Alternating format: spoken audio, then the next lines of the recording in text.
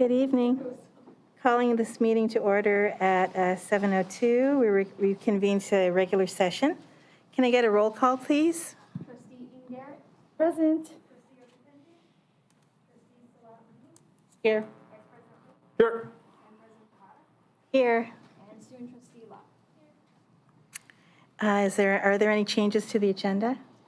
We just updated the PAR, so it is enclosed though. The personal action Personnel report. action report, Okay, yes, sorry. it's- But it is included in this board Okay, agenda. it's been updated. It has been updated. Okay, great. So we have a motion to approve the agenda. So moved. Second. All in favor? Aye. Aye. The minutes, I have one little change to the minutes, and that is the board clerk is Ms. Salahuddin. And do we have a motion to approve the minutes as amended? Move to approve as amended. Second. All in favor? Aye. There's nothing to report out of closed session. Let's see, so communications, we'll start with Trustee Law. For For board updates, report? so I made a phone call to Mustafa, and we actually have nothing to report. Okay. All right, thank you. Let's see, I have a board report, I have a report from Terra Nova from Trustee Huazano. Currently at Terra Nova, they had installed a new water filling station at the jungle, making it more accessible for students to get water. The Environmental Club will begin weeding out the garden next week, so students are excited about that. The senior class is hosting an e-waste drive to help fundraise for prom, along with other fundraising events on campus from other grades. Winter sports are hitting the end of the season, so spring sports are starting back up. And that's all I have to report on Terra Nova right now. Thank you. Ms. Garrett? I just want to wish everyone a happy Chinese New Year. I am happy to be here to be able to represent my ethnicity, where I was born, where I grew up, part of my life, and be able to just be here and represent just people in our community that serve the students. I'm proud of where I come from, and I'm proud to be here, and that's, a little emotional for me, but I think that's all I want to say today, so thank you. Thank you. Ms. Salahuddin? I have nothing to report. Mr. Lee? Just want to echo Ms. Garrett's sentiments. Happy Lunar New Year to our community, and what better place to celebrate than here in this board meeting? Absolutely. All right, that's all I've got. All right, and I have nothing to report. Ms. Presta? Thank you, and I will also be giving just a really brief COVID-19 update, because Michelle Jones is doing Okay. COVID testing. Okay. So I wanted to share with you that I did attend the superintendent's symposium last week, and was able to connect with some other superintendents from across the state. It was really helpful. I will assure you that we are all experiencing the challenges of COVID, et cetera, this year. But it was good to hear from my colleagues. And I also wanted to thank all of the leaders in this district that I was even able to be gone for a couple of days without worry, because the district was in such capable hands. So thank you to Deputy Superintendents Van Horst and Baca, Associate Superintendent Basuino, and all of the principals and everybody else. I also just wanted to let you know that with regard to the COVID update, our numbers are going down. The dashboard is up to date. Thank you to Michelle Jones and Austin Warden for keeping that up. It's no small feat. Ordered more rapid tests. We have, a few thousand now rapid tests on hand. So we've got them on hand. What we are now working on is the staff to be able to give rapid tests whenever needed. We've got staff now at each site offering rapid tests to staff members who are out sick and ready to come back. So that's great. Again, thank you to Ms. Basuino, who for the last month was testing staff from 3:30 to 5:30 here at the district office. So I'm grateful for that. And aside from that, we are looking to purchase a large quantity of tests that we can send home with students. So we were lucky enough to receive those tests from the state after winter break. Again, they came sort of at the last minute, so we weren't able to get them out before students went out. But what we would like to do is to get rapid tests to send home with students before they go on break, the next break, so that they're able to test before they come back. So that is our goal. And Ms. Jones has been working on that. I think that's about it. Okay, Thank great. you. Now for the AFT Local 1481 report, Ms. Casey. Pull a chair up. That's all right. Oh. Don't worry about it. That's okay. How you all doing? So a couple things. I've been, thank you. I've been attending some meetings with CFT, the Executive Council, and there are a couple of things I want to say. One is, I can't believe that this is what we're talking about. We're still talking about COVID, that this is taking up a lot of our time and energy when our job is to educate. So there's another topic that we're talking about later today that I can't believe we're spending so much time on. But, and I hope that you'll allow me to speak at that time since I don't have much to say right now. But we're supposed to be educating our students, and that's our primary goal as a school district. And we're spending so much time on COVID. That cannot be helped. But it is amazing how much time and energy we're spending on things that are not directly 100% education related, and I wish that's what we were doing.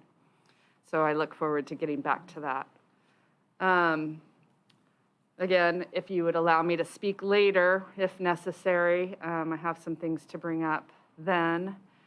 And, you know, the last thing I want to say is that when I'm in these meetings with CFT or even our own union, you know, not everybody has the same idea. We don't all agree on everything. And what happens is you have a cabinet or an executive board or such, and, you know, several of us vote one way and others vote another way, and many times it's majority wins. Sometimes it's 2/3, sometimes it's not. But whatever the stipulation is of it, once that decision is made, then the whole body says, okay, this is what we decided as a whole body. And that happens at Labor Council, you know, San Mateo Central Labor Council, that happens at CFT, that happens at AFT 1481 and AFT nationally. So I appreciate when that happens with the rest of us. So I just wanted to make that comment. Thank you. Moving on to the consent agenda items. We have a member that wants to speak on this item. Okay. Jake, is Sabrina Brennan on the line? On which particular, or it's Consent not agenda. just consent Just, agenda? You Okay. just send an email, Jake, saying that the password isn't working for Zoom. She sent it to the union. Okay. Is there a way to get her in or send her the password really quickly, or is that going to take a little bit of time? I'm going to forward him the email. He's on the email. Yo, you're on the email. Separate email that they get, I guess. So you don't have your email up. Would you like to give her, Council, you could pull it from any of the public comment confirmations that we get. Yeah, let me just get there real quick.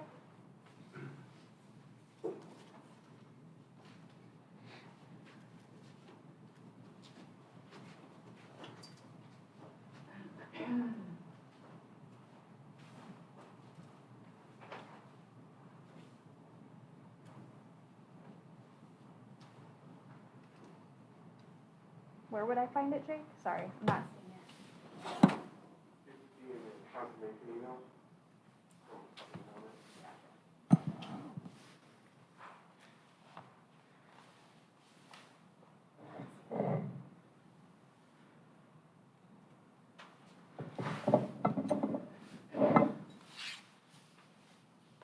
I believe that's the same one that she's saying.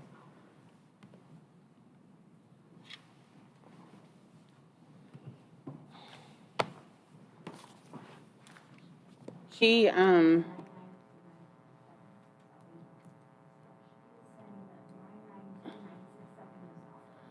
tell her she could call my cell phone. She has my cell phone number. That works.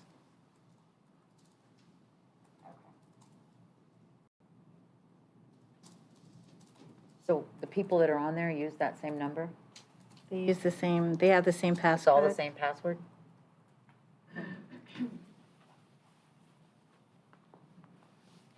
All right. I just asked if she could call yourself. If she needs it.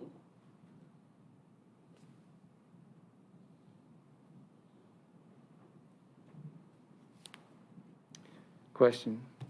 No, it's Yes. arrived. Are we taking public comment now?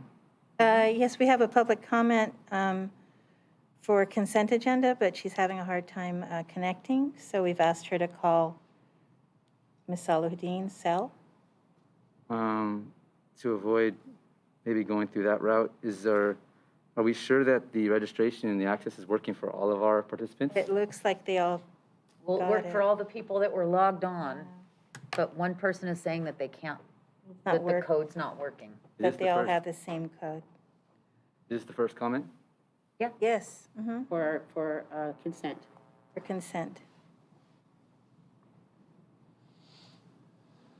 She's not responded to the email. Okay. Do you want to call wanna her since you have her phone number? Text her, make, Wait, I just got one. She says that she doesn't have your cell phone. Okay.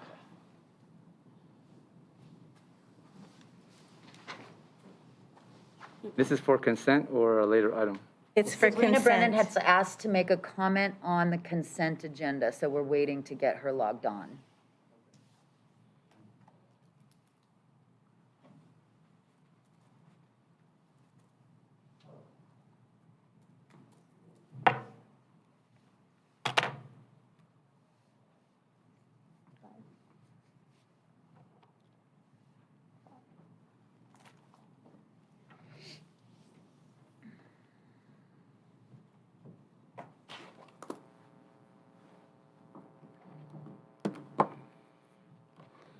Jake, can you still do the timer, even though she's going to call in on the phone? Please? Thank you.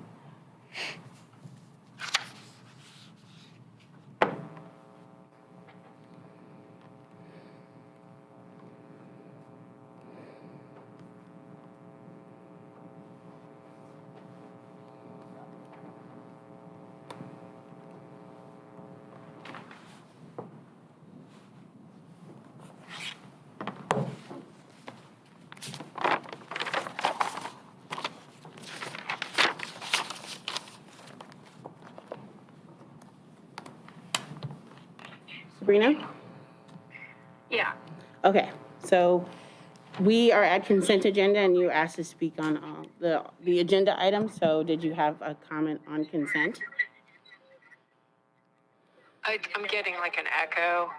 You're the only one hearing it. We can hear you fine.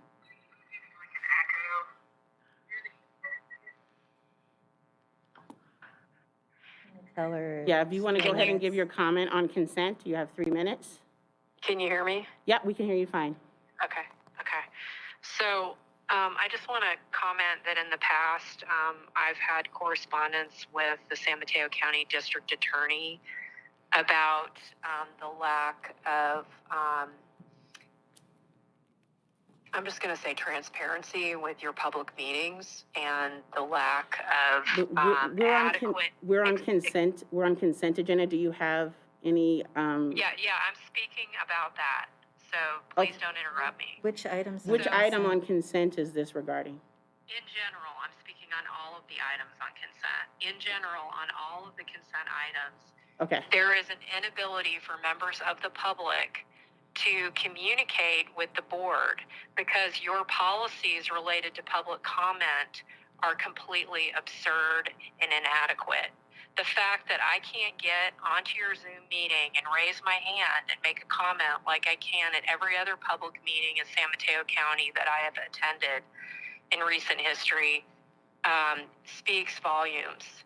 You guys need to change your policy. I'm going to be making another complaint with the San Mateo County District Attorney about the way you're treating the public. This is not acceptable. You need to allow members of the public to be able to communicate with you during Zoom meetings and raise hand function so that they can comment. You're not sending out the meeting ID. You're making people fill out a form and provide their first and last name. You're asking for information that you don't have a right to ask for at all legally. Nothing about any of this is acceptable. So I would ask that you review your policies with regard to public comment and make some adjustments so that the public can actually participate and so that you guys can get input from the public on the work that you're doing, because you are working on behalf of the public. And I'm really, really frustrated that I'm having the same experience that I had before. Now, I do appreciate that I was able to call into a trustee's cell phone, but this is an unacceptable situation. I should not have to call in on a trustee's cell phone. Not everybody has the trustee's cell phone number, nor should a trustee have to give out their cell phone number. So there is just nothing about the situation that's acceptable. So I'm not going to make the comment that I plan to make, because this is more important that you guys fix your broken process with regard to public comments. Thank you. Thank you. Do you just want to stay on? Okay. Okay. All right, so we have consent agenda items. To approve? Second. All in favor? Aye. Aye. I would just like to say quickly on consent, one of the items is the resignation of Annie, and I just, she's just been a really long time employee and just fantastic. My daughter just couldn't get enough of her. She's done so much for the district, and one of the things that was really important to me was just the coming out day and the planning of that at Jefferson. So, Yeah, I also wanted to point out that Annie Stewart, nearly 18 years serving our district, and also she was my daughter's teacher. She loved her. She taught everything except for the salsa dancing. She handed that over to someone else. But and then we've got others who are retiring. Ms. Lillian, special ed, nearly 29 years. Ms. Strange, nearly 32 years, and I was, remiss in not acknowledging Ms. Hermosillo, who's been at Jefferson for 40. She'll be there for 40 years, and she is now retiring. So I just want to thank them all for their service and sticking with us this long. They make us who we are. Okay. So we're moving on to public comment. so we had one speaker for public comment is Superstar. Do you want to remind people what, Yeah, as soon as if we find out if there's Superstars there. If Superstar is there, can they raise their hand?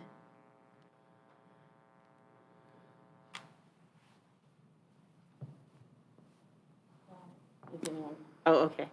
So this is the time for public comment. This is the time for anyone to address any items that are not currently on the agenda. The board cannot respond to items that are not on the agenda, but we can give direction to the district office and superintendent if we so choose. You have 3 minutes, and it starts now. Thank you.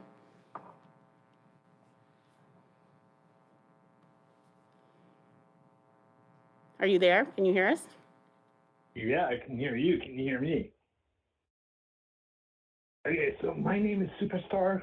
My name is a few names, but I'm here to exercise my First Amendment right for the community. Indeed, the First Amendment of the Constitution that our veterans of the American Revolutionary War fought for and still fight for today. So, per the Constitution and the Browns Act law, which governs these meetings, a member of the public need not to identify oneself, nor does one need to provide their phone number, their email address, their physical address, or any other identifiable information. Any mandated information by the school board is a violation of the Browns Act, as well as the First Amendment, so it will be reported. Furthermore, per the First Amendment of the Constitution, one can say anything that they wish. Are we understood on that? You don't need to answer that because this is my time. Now then, it's come to my attention that the school district has attempted to cover up a sexual assault, protected the perpetrator with lack of regard for the victim. I also understand that it appears to be an attempt to bully or coerce community members and leaders into making decisions. From past council meetings of a local city, I've come to understand a project plan to build 1,200 mostly unaffordable housing units at the Sierra Del Monte or Sierra Monte Del Rey property. I, as well as members of the community, find this proposed development to be absolutely asinine. I'm incredulous to think that this is truly for the community. In doing my research, as of January 28th, I found apartments.com. There's 563 apartments available in Daly City, 374 in South City, 224 in San Bruno, 61 available in Colma. It's a total of 1,222 apartments. Also in San Francisco, where most jobs are, there's 5,150 available apartments. So don't think anyone's ever heard of location, but most of the jobs are downtown, and there is affordable housing, some units at Colma Station, BART Station, and South City BART Station. So why in the world would somebody live all the way up on Sierra Monte Boulevard when their commute is downtown? In addition, there's newly completed apartments at Westboro and El Camino. So the obvious question is why, again, so many apartments, 1,200 units at Sierra Monte Del Rey. And for those, basically for those who need the assistance in understanding comprehension of the Constitution and of the Browns Act, there's library, tutors.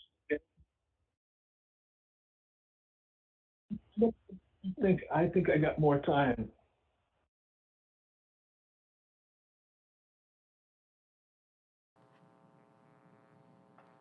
That is the only public comment that I have. Okay. Now on to discussion items. Ms. Van Raphorst on item 13A. Thank you, President Tejada. Good evening, everyone. There are 3 ARs, administrative regulations, that need to be updated after our recent negotiations. It's one phrase in all 3 of them. The 12-month calculation for FMLA. Previously, we had been doing it as a fiscal year, and through negotiations, we discussed doing the following 12 months. And this is for first reading. It would come back at the next meeting for approval. We have any questions on that? No. Comment? Yes, Mr. Ochapinti. Yeah, I'm just glad that we're making progress on this. I think it's been an issue, obviously nationwide and statewide in terms of providing those resources. So glad we're able to provide this, and despite the fact that maybe it's taken a pandemic to raise these issues to this level and this sense of urgency, I'm glad that we're keeping our community in consideration, our district community, and being mindful of our district staff and community's needs. And so, anyways, thank you for this, and looking forward to its approval or its consideration next time. Thank you. Now we're on to the action items. The first is 14A1, This is Board Policy 1313, Community Relations Civility. Ms. Presta, we discussed this at the last meeting, and so, So we're just bringing it back for approval tonight. yeah. Mr. Ojapinti, did you have your hand raised? Yeah, yeah, I was gonna say, we are discussing it again. I want to wait to see if anybody else had something to say before I begin. Any comments? No. Sure, then I'll begin. So in our discussion last time, my primary consideration was that, and concern was that there are laws that already encode and promote civility and civic engagement. First and foremost, we've heard this many meetings, and I brought it up as well as tonight, is our First Amendment, civil rights and civil liberties protect the freedom of speech. And people will behave as they're going to behave. You cannot codify behavior. You cannot regulate behavior through law, except that which violates the law, violates civil rights, infringes on other people's civil rights and liberties. And so in reviewing this and looking at what cities, what other school districts have looked at this policy, it almost really didn't surprise me that many school boards have not adopted this. I know it was provided by CSBA, which is very helpful. CSBA does provide a lot of policies and guidelines for school boards who seek that help or feel like they need something extra to clarify a policy they may not be aware of or may feel they need to promote.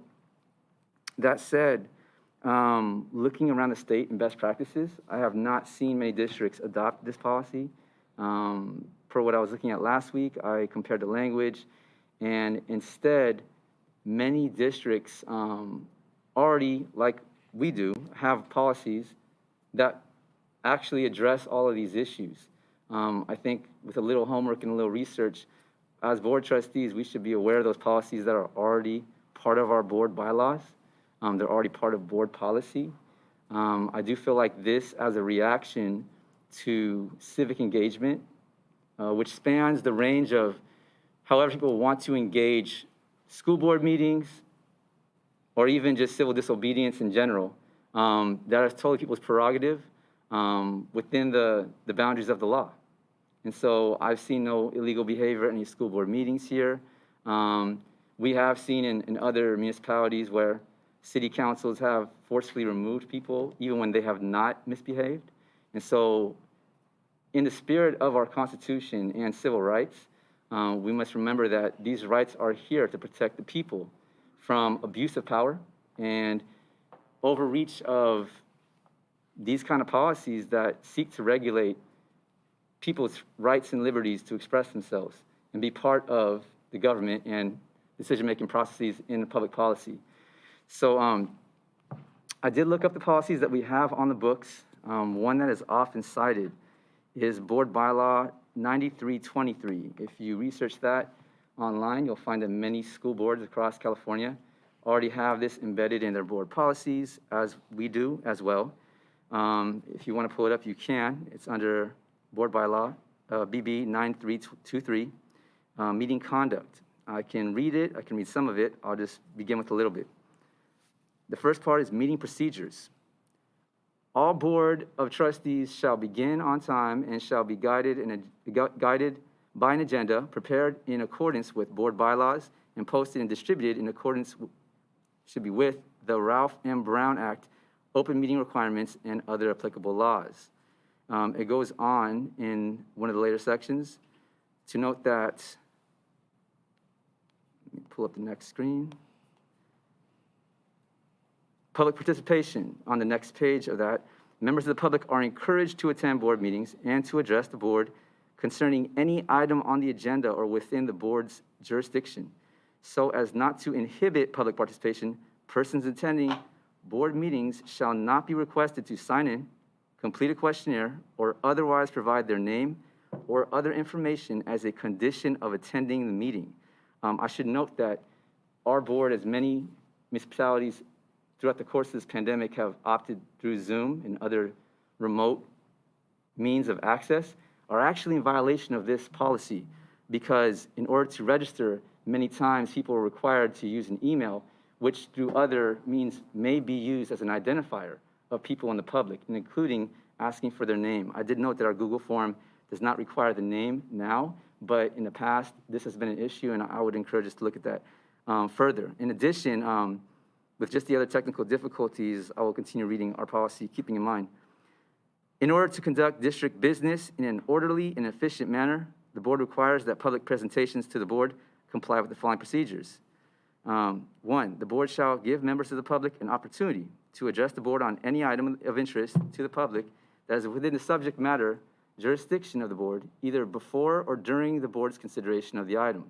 I think we should understand this in consideration of the public's time, given that some of our items sometimes fall at the end of a meeting or in other parts where it would be harder for people to access and participate. Number 2, at a time so designated on the agenda at a regular meeting, members of the public may bring before the board matters that are not listed on the agenda. The board shall take no action or discussion on any item not appearing on the posted agenda except as authorized by law. Number 3, a person wishing to be heard by the board may do so by completing a blue card indicating the agenda item he/she or they wishes to address. The clerk will then recognize that persona at the appropriate time. The speaker then shall identify himself, herself, themselves, and proceed to comment as briefly as the subject permits. It goes on. There are other parts of this that actually speak in detail to how we conduct public meetings. This current board bylaw that is in consideration on tonight's agenda item is actually not something that's explicitly supported by anything else. It actually reaches further. My concern isn't that it is on its face illegal, but I think it can be challenged and will be challenged, and I think that it's unnecessary in the same respect that we don't have a precedent for that, and where necessary, it's asking people to comply with a policy that is not only required, but is almost misleading in terms of promoting what I think our First Amendment rights are in public meetings. I think it sends the wrong message to our community, to our students, and to our families. And I would encourage full participation, as I've seen in meetings prior. I will note, too, I did watch the meeting. I was not able to make it for the first part of our meeting last week, and I noticed there's a public comment that addressed me directly. I won't speak to it on this item, but my point stands. If you have something to say, you have full right to say it. And you have every right to express that, and I want to protect that as anybody else would who believes in our civil rights. And that said, I would say this is not necessary, and until any major school district passes this in terms of best practices in the state of California, we should not be passing this. Other school districts may have opted into this depending on their experiences, but I would encourage us to just simply remove this item and vote no, because I don't think it's necessary, and I don't think it necessarily will be in any time in the foreseeable future. Okay, so are you making, thank you. I'm fine tabling it for now. We don't need it. It was me just to stand in solidarity with other school districts. We do civility. I mean, it's not going to enforce civility. It's up to us to do that. So I'm fine tabling it. Well, I would like to vote on it. So do we have a motion? Motion to table this item or remove altogether. Second? Second? All in, let's have a roll call vote if anyone wants to table this. Student trustee Law? It's okay. Okay. You can abstain. Abstain. I abstain as well. You can't actually. You cannot. I cannot. Can't abstain. Why not? Because as board a voting trustees, we're elected, member. we have to Yeah. vote on every item unless there's a conflict of interest. Well, I'm just conflicted about it because it's just giving, I mean, I read the policy, it's just saying that we're given, it's just there so we are showing an example of how to provide civility for our school district, and I have no problems with that. So I don't feel like we should be tabling it. It's not really a big difference for me. Okay. To show an example of how to act and behave in front of our community. So So you vote no. I vote no. Aye. Aye. No? No. Do we have a motion? Move to approve the civility, BP 1313A, which I've noted actually several school districts have approved. In fact, there's one school district up in the way northern California that approved it back in 2014. Excuse me, which school district was that?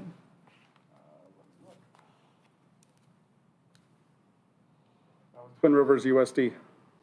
So you want to follow the example of Twin Rivers USD. The policy just simply It's states a- that we should just treat each other civilly. And it doesn't take, and really doesn't, simply does not preclude anybody from speaking Right. per policy or per the Constitution. Model civil And in behavior. fact, if you look at the policy actually does cite the First Amendment of the Constitution in the footnotes. So we have a motion to approve this policy. Do we have a second? Okay, roll call vote. You can abstain. You can abstain. Aye. No. No.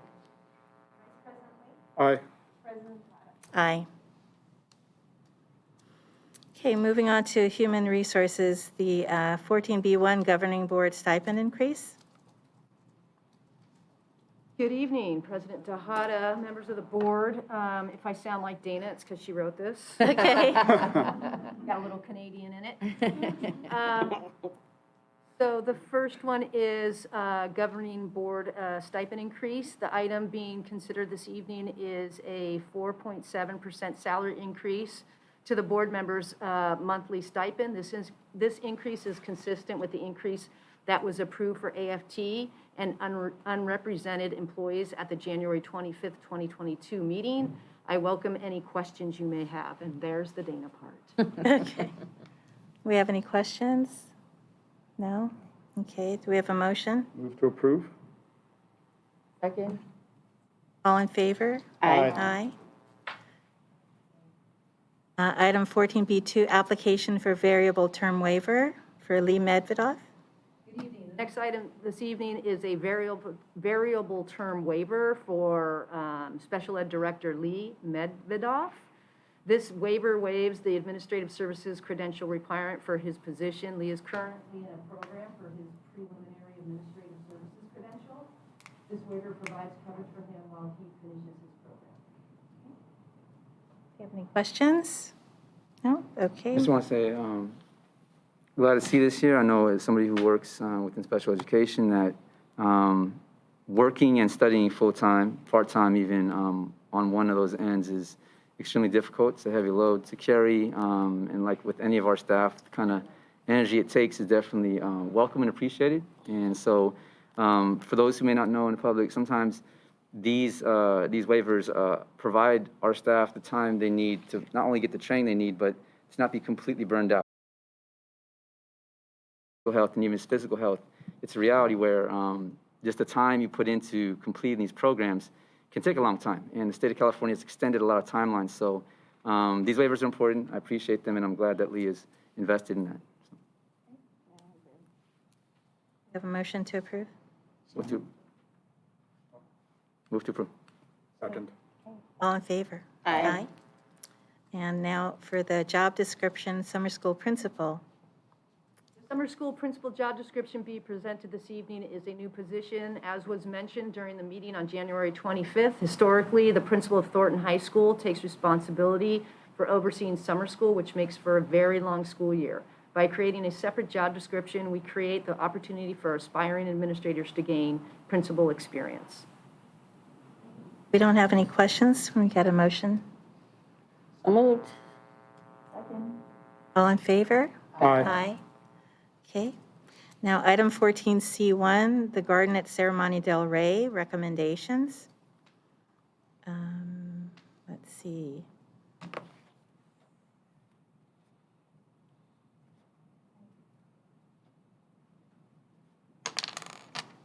Thank you, President Tejada. Good evening, everyone. I bring you this presentation tonight at the recommendation of the Facility Subcommittee. It has been developed in consultation with our Director of Construction, Maintenance and Operations, Marcus Peppers. They are here tonight and will be able to help me answer questions during the discussion period. This presentation is not too long, so I would like to recommend that questions just be saved to the end. There we go. All right, do I have the reins? There we go, okay. So in this presentation, I will provide a very brief background of the garden here at Serramonte Del Rey and talk about the current status. But the main goal of the presentation is to make recommendations for a plan that will allow continued community access to the garden while addressing the security needs of our staff, students, and tenants, and improving safety for everyone that uses the garden, and provide for public discussion on the matter. Wrong one. All right, so while the campus was functioning as a high school, the area that's now the garden was the school's tennis courts. In early 2000, or around 2000, a teacher at adult school started planting in the area, and it came to be used by adult school, adult transition, and therapeutic day school. It wasn't until we began planning for our faculty and staff housing project in early 2020 that district leadership learned the space was also being used by some members of the community. So at that point, we began meeting with these community members to work on safe ways to share the space. Through these meetings, there was a mutual understanding that we would manage this space as we do the spaces on our other campuses, to keep it safe for our students. We added some fencing, we posted hours for community use, we developed a waiver agreement that included an understanding that there would be no expansion of the current garden and no building without permission. And we asked that these garden volunteers, just like volunteers on our other campuses, get background checks because they might come into contact with our students that were using the garden. This plan proved very difficult to implement because right then is when COVID hit and things were very chaotic. We were never able to ensure the space would be safe for our students, so they have not been using the garden. And around June of 2021, we stopped trying to enforce this plan. Since then, our staff has only gone out to the garden periodically, and here are a few of the problematic situations we've encountered. In August, a BB gun was found in the greenhouse. Glass pipes and beer cans are often seen, as you can see in this picture. Seems like my mouse doesn't point. Oh, there we go. Oh, almost. It was there for a second. Anyway. So you can see in the bags on the upper right-hand corner, those are beer cans in the white garbage bag, and the yellow cans on the ground that are smashed are all beer cans. We also came across fresh human feces in June, and we've gotten complaints from neighbors about fires, loud music, as well as people being confrontational. Multiple times, people have been seen to wash their vehicles with the water that's meant for the garden. Staff has had their cars vandalized and flyers have been left on cars. And the garden has been built up quite a bit. Many, many trees have been planted in the last year, and structures have been built, and there's been modifications made to the hillside. So oh, there we go, I can point. So you can see here on the hillside, these are the houses up above campus. And here are rings of rocks that have been laid and new redwood saplings that have been planted here. And this area has been cleared, as well as some areas leading up to trails. And you can see that the footbridge has been constructed over the ditch. We did have a geotechnical engineer assess the stability of the hillside recently. And while they said there's no imminent danger, thank goodness, they said that these types of modifications should not be made, especially by people who do not have expertise. For instance, they said that redwood trees can make hillsides less stable because of their shallow root system. There are currently a number of costs to the garden as it is. Water is one of those costs. There have been a number of times that we've found hoses to be left just running full blast with no one around. Here are pictures of twice two of the times that happened. In February, we found water running into a pond that had been created. It has since been filled. And then just this past October, water was left running in a ditch by the hillside under the footbridge. We have also incurred costs from legal consultation, our administrator's time, and undue risk of liability.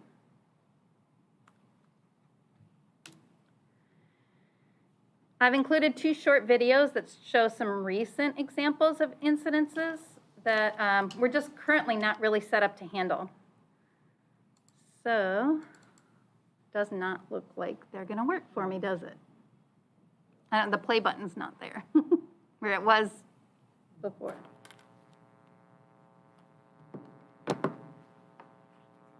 Describe with the videos, I guess. Do you have it elsewhere? So, the first video, I don't know if I probably can't do anything about this, right?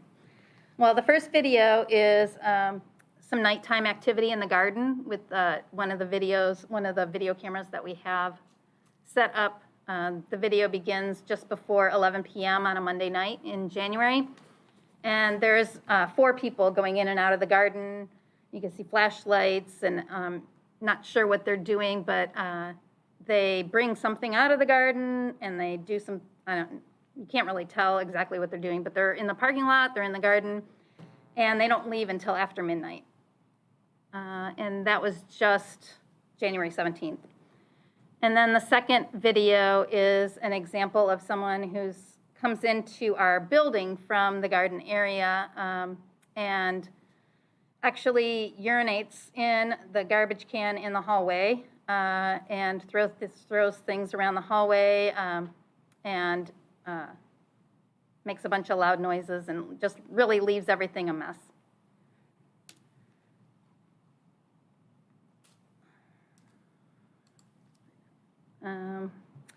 So with all this in mind, this is the plan that's been developed for the board to discuss tonight. It includes enclosing the space. Right now, the fence only goes about halfway down the sides, and it's not along the back side of the garden. So the proposal is to enclose the space completely, to clean up some of the items that are hazardous, make sure that what is in the structures is just for gardening, and that the structures are secured with district locks. Right now, people keep putting their own locks on the structures, and we've asked them to either give us keys or share the combination if there's a combination lock, or to have it be district locks. And as I said, they keep putting on their own locks, so we can't get in there without destroying the lock. So we want to make sure that we have access to the structures and that what's in there is just for gardening. We're recommending taking down the unapproved signs and to post instead use guidelines and provide a professional security guard and additional cameras. And the signage would outline the liability waiver that users would have to abide by. If the plan is implemented, it would begin with communicating with the community members by reaching out and posting information 2 weeks in advance, posting signage that includes an acknowledgement of the rules, and that garden access will end. The district does not intend to keep the garden indefinitely, so we would provide a 4-month notice before closing the garden to allow for the harvesting of plants. We would continue to encourage input into the design of the new garden space that is planned, as well as the other green spaces in the proposed development. So I know that you can read, but just for clarity, I'm going to read through this slide and the next one that has what would be on the signs so that you know what we're proposing. So this says, the garden is property of JUHSD. By being on this property, you agree to be bound by the following rules and any amendments or other rules posted in or about the garden area. If you breach the rules, you agree to indemnify JUHSD for any loss, cost, damage, or expense incurred in result of that breach. So this was developed in consultation with our county council. It says you are being granted a license to use this space for gardening purposes only. Using this space for other purposes or a failure to comply with posted rules will result in loss of privilege to use this space. The hours would be posted. We're proposing 10 a.m. to 5 p.m. daily. JUHSD is currently offering the use of this space as an interim community garden and plans a more permanent community garden in the future. JUHSD plans to give at least 4 months' notice before the closure of this interim garden. During posted hours, the garden is open to members of the public who agree to abide by all posted rules and regulations. It is your responsibility to review and keep yourself informed about these rules. If you are directed to leave the property, you must vacate the area immediately, taking with you all personal property. If you refuse to leave or return without permission, you will be prosecuted for trespassing. And then just a note to say that security staff and security cameras are here for your protection. And then here are the rules that are, you know, they're geared towards the garden, but they also are very similar to rules we have at our other facilities. General, courteous behavior is required. Visitors may not assault or batter anyone, engage in threats, damage fencing, cameras, or any other property, or interfere with the gardening activities of others. Signage, only signs owned and posted by JUHSD will be allowed. Any other signs will be removed and held in storage for 2 weeks, then discarded. Personal items. Any non-garden personal items left on premises may be removed by JUHSD staff and held for 2 weeks. If not claimed within that period, they will be discarded. Locks. Only JUHSD locks may be used on premises. Any other locks will be removed. Construction. Building of any sheds, stairs, bridges, pavers, or other structures is prohibited unless pre-approved by JUHSD in writing. Water use must be limited to gardening uses only. Please conserve water. And then prohibited on school district property, alcohol, tobacco and nicotine products, cannabis or cannabis products, any substance that may not lawfully be possessed, used, or sold in California, firearms or other weapons, discharge of any human waste in areas outside of restrooms, and pets except documented service animals. And so the summary is the recommendation is to approve either scopes of work or agreements with entities to provide fencing, cameras, and security staff. And those are provided in your packet. The prices are outlined there. And lastly, this is a picture from just this past October. And I am ready for any questions, comments, or discussion. Okay. A public comment? Yeah, why don't we go to public comment right now? And then we can have our discussion afterwards.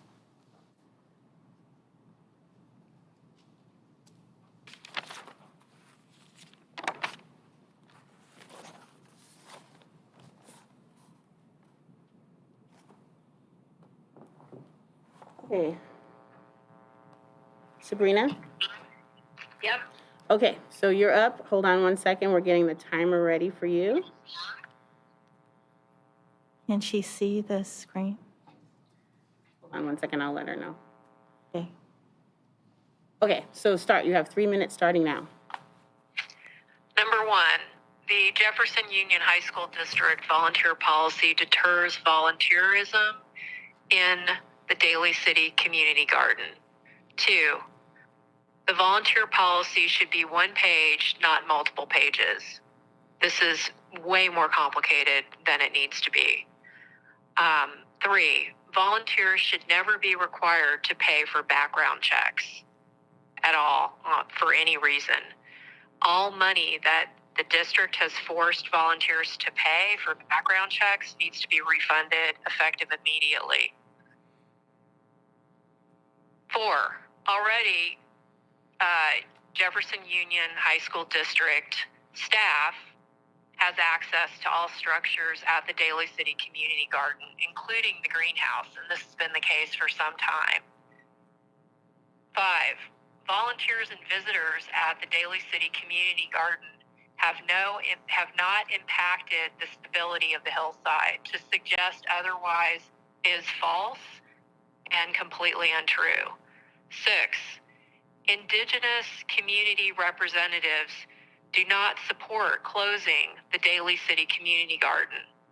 7, reimburse the public. I'm just going to say it again for background checks. You guys should also be reimbursing the public for the work they're doing to keep the property clean, all the trash they're picking up, and all the maintenance that they're doing for the district during their time off from work. This is all stuff that you guys should be helping with that you're not. The Daly City Community Garden is in its current location. It's critical to the nutrition and green space needed for low-income families and for the community. Moving the garden is unacceptable.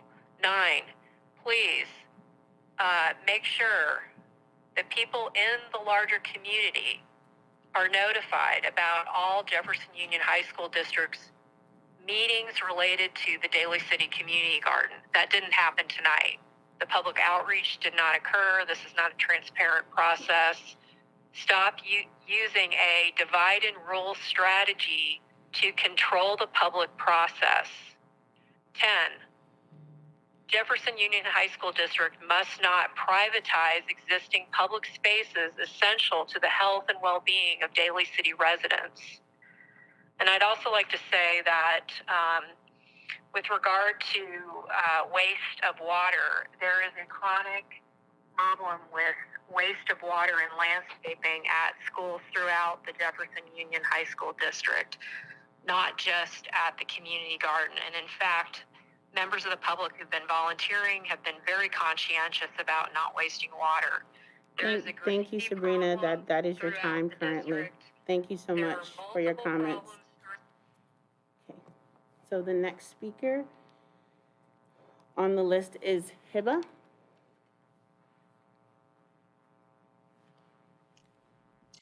Good evening to everyone who is listening. For those who do not know me, my name is Hiba. I am a Westmore alumni, a resident and volunteer in the community, and above everything else, an extremely concerned community member and taxpayer. Also, I would like to add, I was volunteering at the school district for over 2 years. I never once was required to take a background check or drug test or anything. And the fact that you guys are enforcing this now when it hasn't been upheld consistently and like equally is 100% retaliatory against everyone who volunteers at the garden. Before I begin speaking why I'm against spending up to $170K to further criminalize and police our community and youth, I want to read a portion of my school to prison pipeline paper I wrote for my undergrad degree. In the United States, in a single year, there's an estimate of 2.1 million youth who are incarcerated. Although there are many different reasons as to why, a number of youth who enter the juvenile justice system have been failed by their educators. They are more likely to have experienced school disciplinary problems, encounter academic failure, and overall be detached from school. Nearly half of all students who enter residential juvenile justice facilities have an academic achievement level that is below grade equivalent for their age. Instead of investing in our youth, we invest in policies and systems that criminalize and oppress them, which ultimately leads to them entering the school to prison pipeline. Critics have argued that teachers and schools in general should not be held accountable when it comes to the incarceration of youth, although educators, similar to law enforcement, uphold policies and or laws that disproportionately affect Black and brown youth, regardless of how contradictory, unequal, or unethical they are as a result of their job entailing them to do so. To argue that teachers and school administrators hold no sort of accountability in terms of the school to prison pipeline is completely absurd. If you are maintaining these policies that result in the incarceration of your students, you are completely complicit in their imprisonment. Why am I even bringing up the school to prison pipeline and the incarceration of our students? Studies have shown that having any security presence or security systems on school grounds ultimately is what leads our students to having a distrust in their schools and educators. These systems are exactly what perpetuate the school to prison pipeline and the criminalization of our students. By even considering spending school funding, which I'm genuinely confused how you guys have the funds to police the community, yet had issues making the garden ADA accommodating or spending $1.50 per student for masks in the middle of a global pandemic, which, yes, about 2 meetings ago, these school board members stated that they did not want to spend that much for each student in their school. But I digress. This agenda item is costly, straight up harmful, and completely retaliatory. I hope that one day the school district actually puts the needs of their students first before the money in their pockets. Our children are our future, and we need to protect them at all costs. We cannot pass agenda item 14 that literally puts youth at risk. You do not prevent any crime or wrongdoings by funding the systems that further oppress people. As my criminal justice professor, Cesar Rodriguez, said, your mission is to provide our students the best education possible, and investing in these private goods and services betrays that fundamental purpose. JUHSD is currently failing to invest into the lives of children with the least resources, the most need, and the most importantly, highest potential for growth. Thank you. The next speaker is Glenn Marcato. Glenn?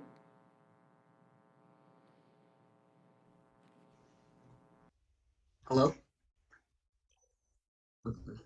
So we know that increased surveillance in the garden is just another tactic to keep developing and pushing a fake narrative to people's faces in order to throw more dirt on those who just want to preserve a garden. Y'all are mischaracterizing people who want to save a garden. Think of how silly that actually is. If y'all feel so confident about your position in support of the Ceremony del Rey project, then why do you have to manipulate people? Stop trying to manipulate people. You guys want everyone to fear the big bad monsters of the garden. You mean the ones who are literally gardening or seeking refuge in it simply to care for their physical or mental wellness? Everyone needs an immediate escape from their hardships, and one of them is being immersed in nature. I don't know why some people take that for granted so easily, especially knowing we don't have enough of them. You may not see eye to eye with the garden's advocates, but is that really a reason to demonize or criminalize them? Y'all need to reevaluate your approach, because adding those cameras or adding surveillance sounds very fascistic to me. You guys are looking to build a dystopian future for our community with all this nonsense. I urge you to keep the garden surveillance free and have some respect for our community members. I'm done. Comments? The next speaker is Victoria Becker. Is Victoria there?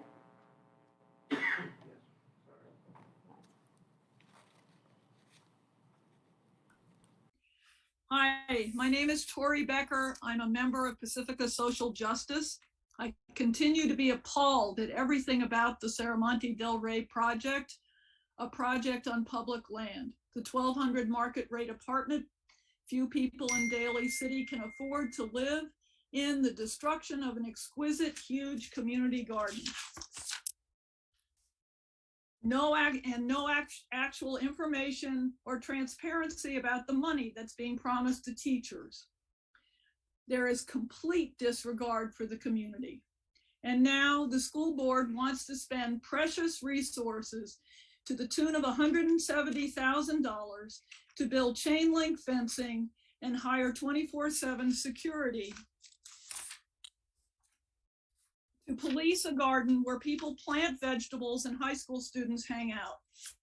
This is a power play, a marking of territory by the school district. It will criminalize students and community who use the garden. This is outrageous. This is an outrageous misuse of school district money and criminalization of youth. This is the face of the new YIMBY Bay Area fascism. It must stop now. Thanks. Much for your comments. Next, we have Cesar Rodriguez, if he's on the line.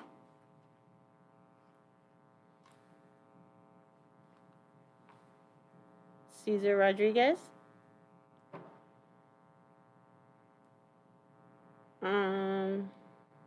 Do you see anybody named Cesar?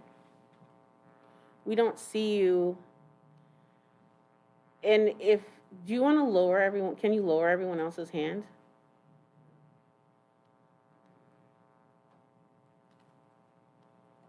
Call-in user.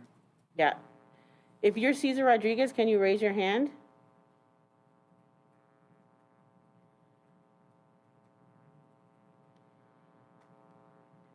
Is the call-in user Cesar Rodriguez?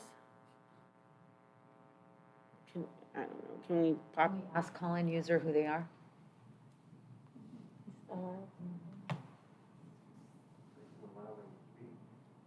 Yeah. Hello, person on the phone. Are you Cesar Rodriguez?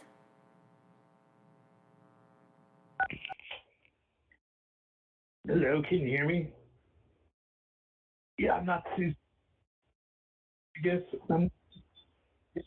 you start now with that. I'm a great citizen. I'm a superstar. Now is where you start my time.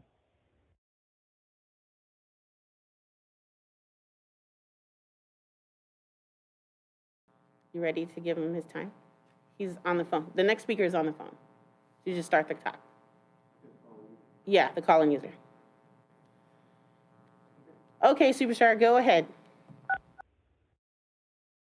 Well, I'm a great citizen too, so that's really my name too. So a couple of weeks ago, I actually saw cousin It coming out of the garden too. So I don't know what's going on up there. I don't know if anyone's planting garbage and just walking away and blaming the public or blaming other people.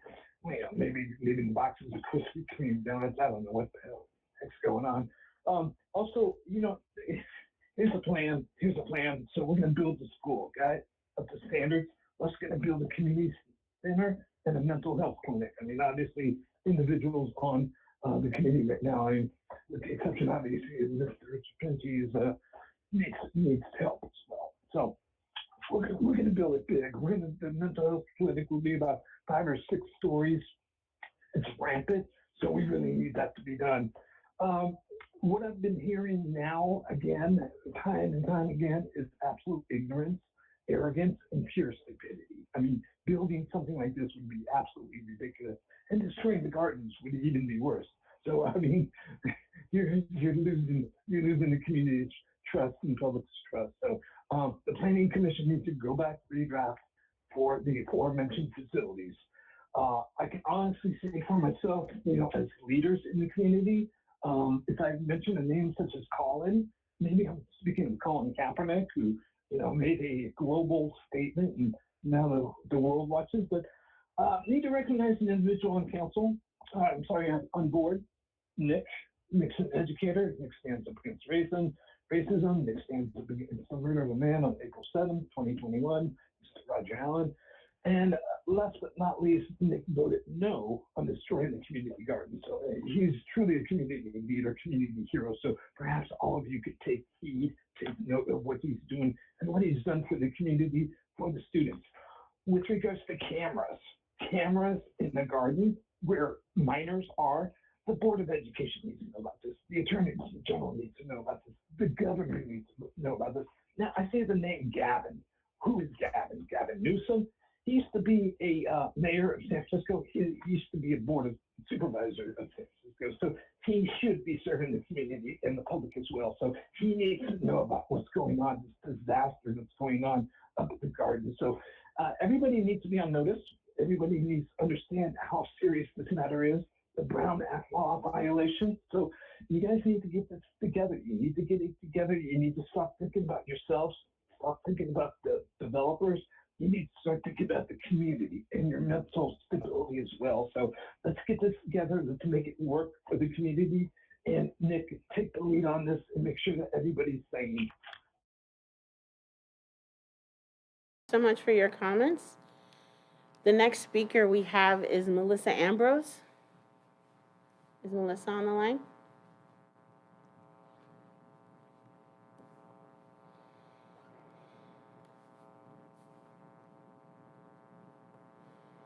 No? Okay. So the next speaker we have is Tess Unger.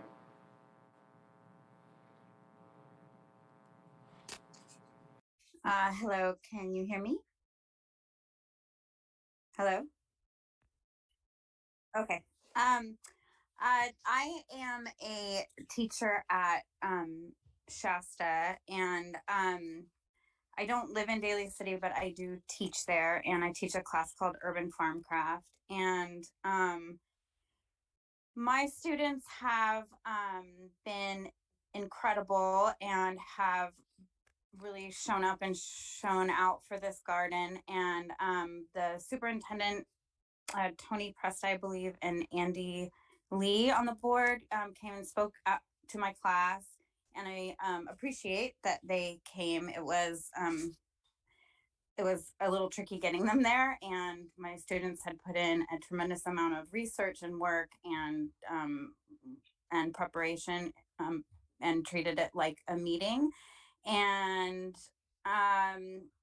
they gave a presentation on what the plan was, and I hope that they really listened to the students, because it was one of the most sort of inspired and powerful, and the students spoke from the heart, and spoke specifically to how the last 2 years of their lives have affected them during the pandemic, and how isolated they have felt, and how much it has impacted their mental health, and how the garden was not just a place to like hang out and and it was more than that, that it was a place of reconnection and a place of connection to nature, and it inspired in them a desire to fight for green spaces and to do research about this this world that they're inheriting. And to me, it's the fact that we're fighting kids when they are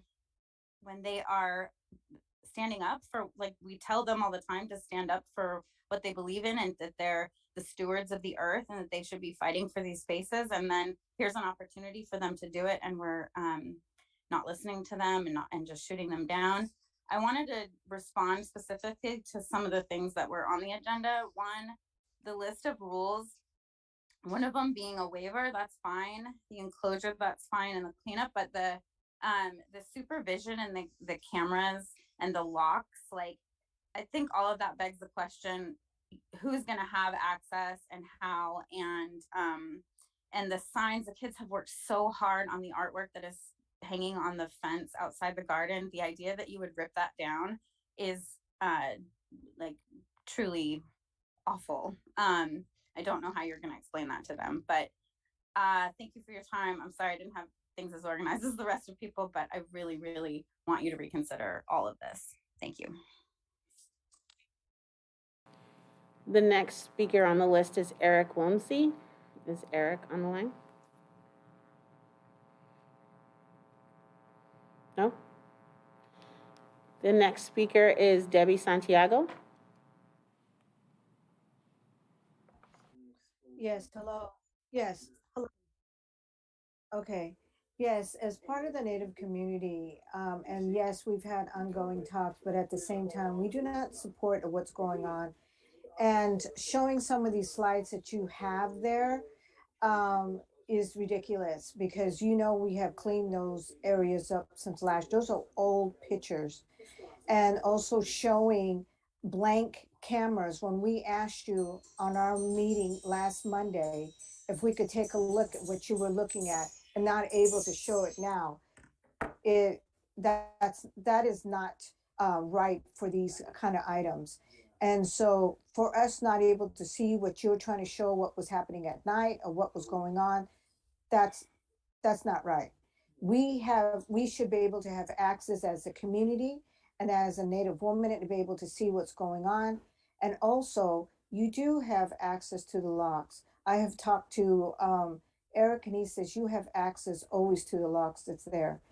And also, the water that you had seen that you said was running was done by your own staff people. When the community that were there, we made sure that the water was maintained and the valves were shut off afterwards. And we've always maintained the in and out hours of the times that you had put up. And also putting more fencing around it and having the police and extra camera is telling me that you, again, you're doing double standards. You say you need to have money for the teachers, you're spending more for cameras and the fencing you should have for the teachers and your students, who has been actually left out of this whole equation of this project. You need to listen to your students, and a lot of them are stepping forward, and pulling down those posters would always show the students that you don't care for them at one idol. And also, going back to being an Indigenous person, you have not actually spoken to the American Indian Cultural Center. You have not spoken to the American Indian Cultural District, nor the Heritage for the California Tribes, because you have not done so much as any of those things, because Daly City does not have those. All other cities around us have those.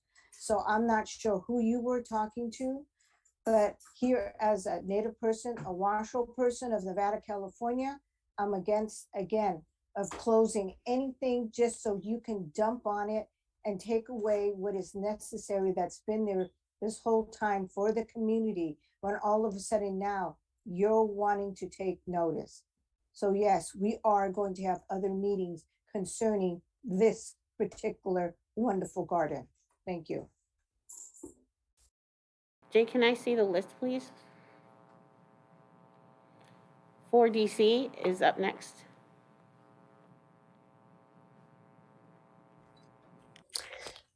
If a person can't make a comment, then that's a problem and probably intentional.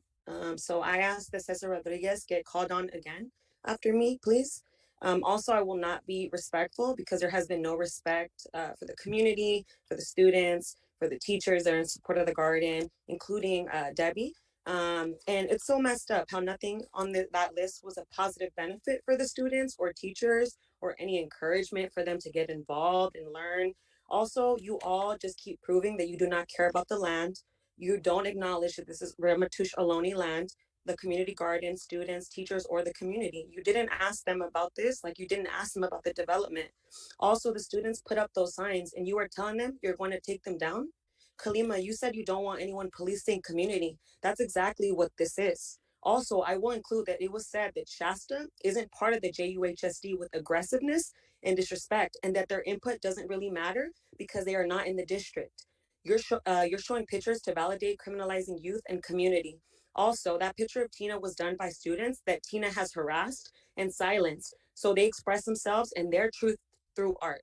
Also, youth clean up the garden for free because they love it. How about the pictures of the community and youth picking up your property? How about Eric putting up speed limit signs because there isn't any to enter the parking lot? How about the broken pipes of construction of your project left in the parking lot that we have seen people trip on? You're welcome, because we moved them out of the way safely so no one else tripped over or by cars would run over it. You all are acting like real estate agents and the police. Just remember, this is your legacy. This is how you will be remembered, straight up, especially you. You know who I'm talking about. You won't spend money on preserving the garden or mass testing, but you want to surveil it more when you told us it would be gone soon. 170K should go towards teachers, students to get the mass and testing you say you have no money for. How backwards is this proposal, seriously, when community that uses Ceremony Del Rey, not just the garden, will lose their spaces they use, and you are all worried about policing and continuing to take away from the community. This is a tactic for so-called transparency, but it is really for intimidation and retaliation because people care about the garden. And you say we took over the garden. No, what it is that we had to step out and we had to say what was happening because the community deserved to be a part of everything that is being part in their community. Even if it belongs to someone, it doesn't matter. You all say you're part of the community, then act like it. Y'all are sad, with the exception of Nick, because he steps up every meeting and serves his community with integrity, which is why you all give him a hard time. You all should not be school officials, and the community is concerned, not just us. A recall needs to be in order ASAP. A recall of all of you, except Nick. Those 20 years and however long you've been here mean nothing. I actually hope that Nick leaves the board because you are not deserving of a leader like him. This is your legacy. Remember that. Next person on the list is Sean Carcasis. Is Sean on Zoom?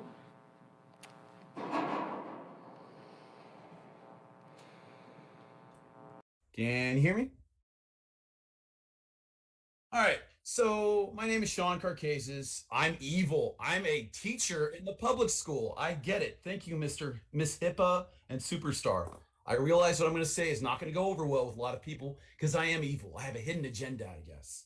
But I'm just fed up with the fact that I still have to work 2 jobs. 2 jobs. In fact, maybe the school district can give me a second job as a security guard at this garden. And I don't understand why people are so worried about this. Why can't we just let it go? Maybe give the garden to Daly City. It's our property. And the problem here is if someone goes onto this property and gets hurt, we are going to have to pay for it. We are. We don't have money for this. We don't. And I get the community wants it, or at least some people do. And the other factor in this whole thing, which I really don't understand, and I'm sorry I'm getting passionate, but again, I'm the evil enemy because I'm a teacher, okay? The thing I have a problem with is actually kind of do with the First Amendment.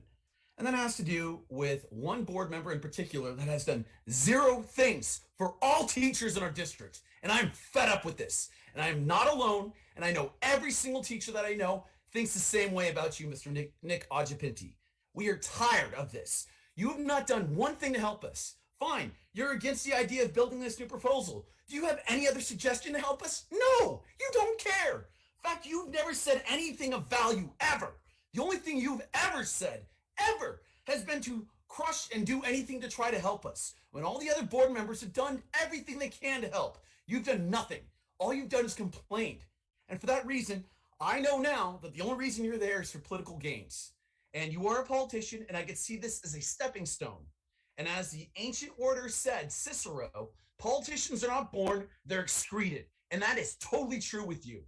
And I am ashamed to say that at one point you were a teacher. Even though you weren't a teacher, I know you were a substitute. It doesn't matter.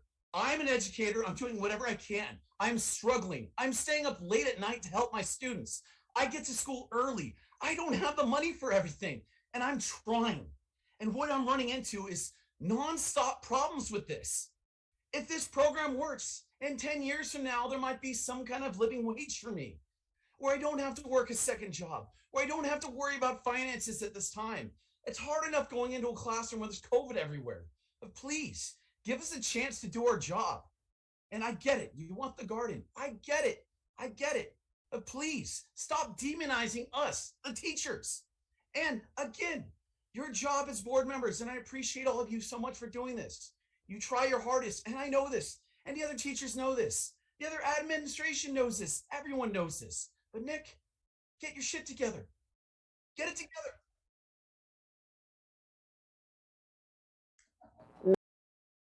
Julie, is Julie? Okay. This is Julie. My name is Julie Starabin. And I felt like that was a really inflammatory presentation that that woman did. I mean, aside from anything else, the development is not a done deal. No EIR has been done, no final approval. Obviously, the high school district has no interest in reaching a compromise with the vision of community members who want and deserve the community garden. I can't believe that the district wants to spend up to $170,000 to close off the garden to the children and adults who want to enjoy it. It's a beautiful garden. And $170,000 for 6 months of unnecessary fencing and security guards. Is that really the job of a high school board? Is that really the job of anyone to criminalize using a garden? Is that really the way to improve conditions for teachers? No, I don't think so. And I really hope that you don't pass this. Thank you. Next up, is there Renee Daniel?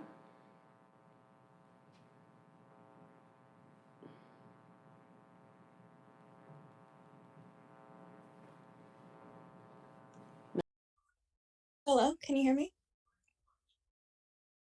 Okay, great.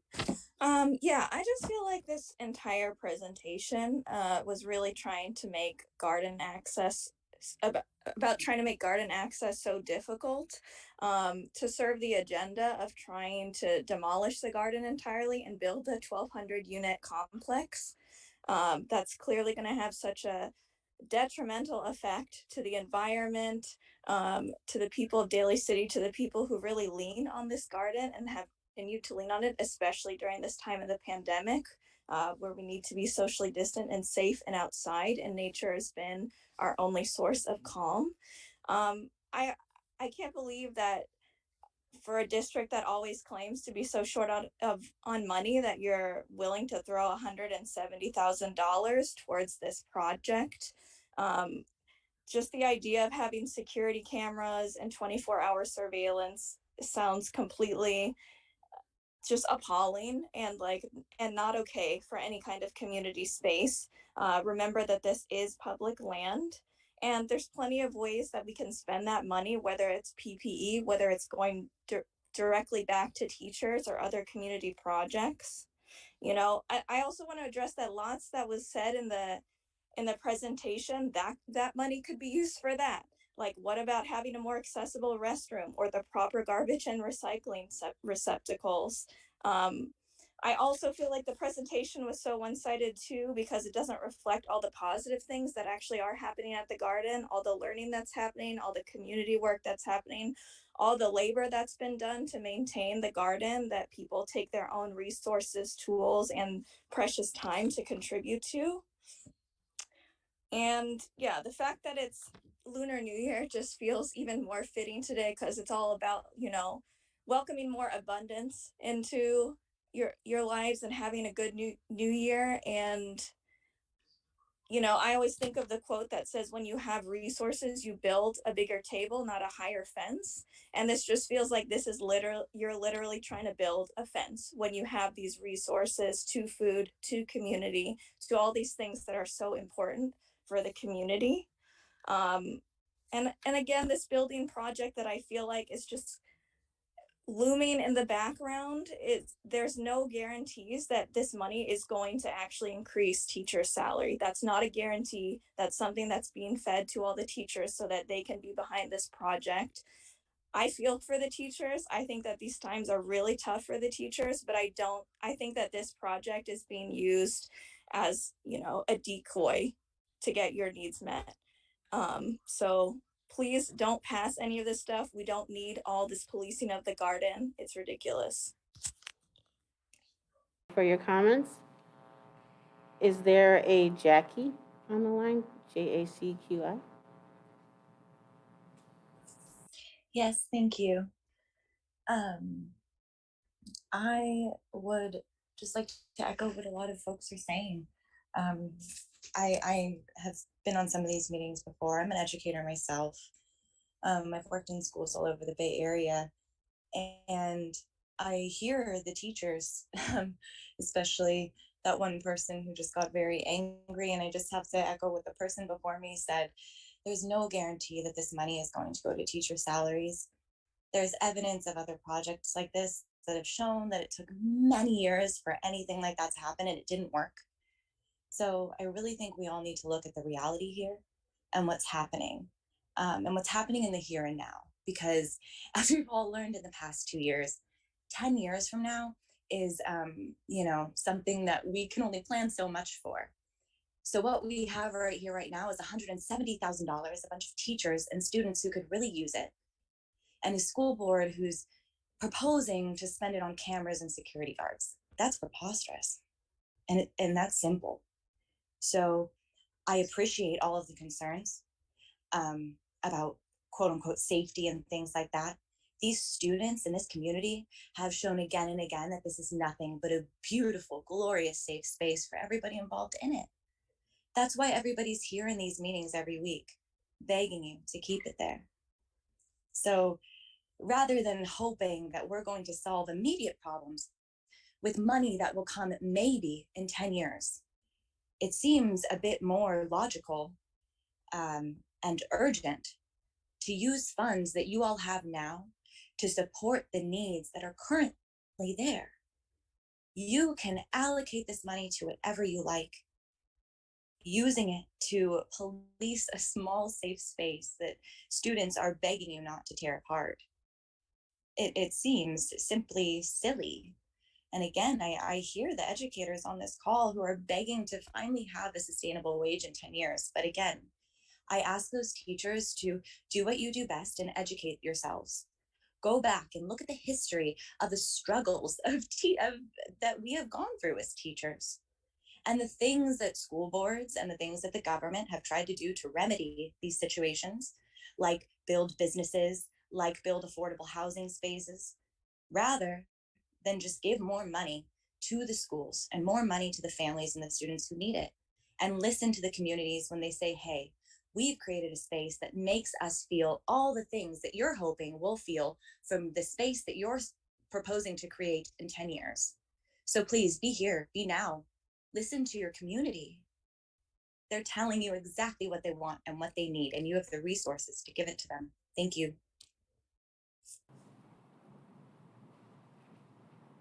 Thank you. Is Caesar back? Was he able to get on? No, I don't see him. Okay. Next speaker is Jonathan Krupp.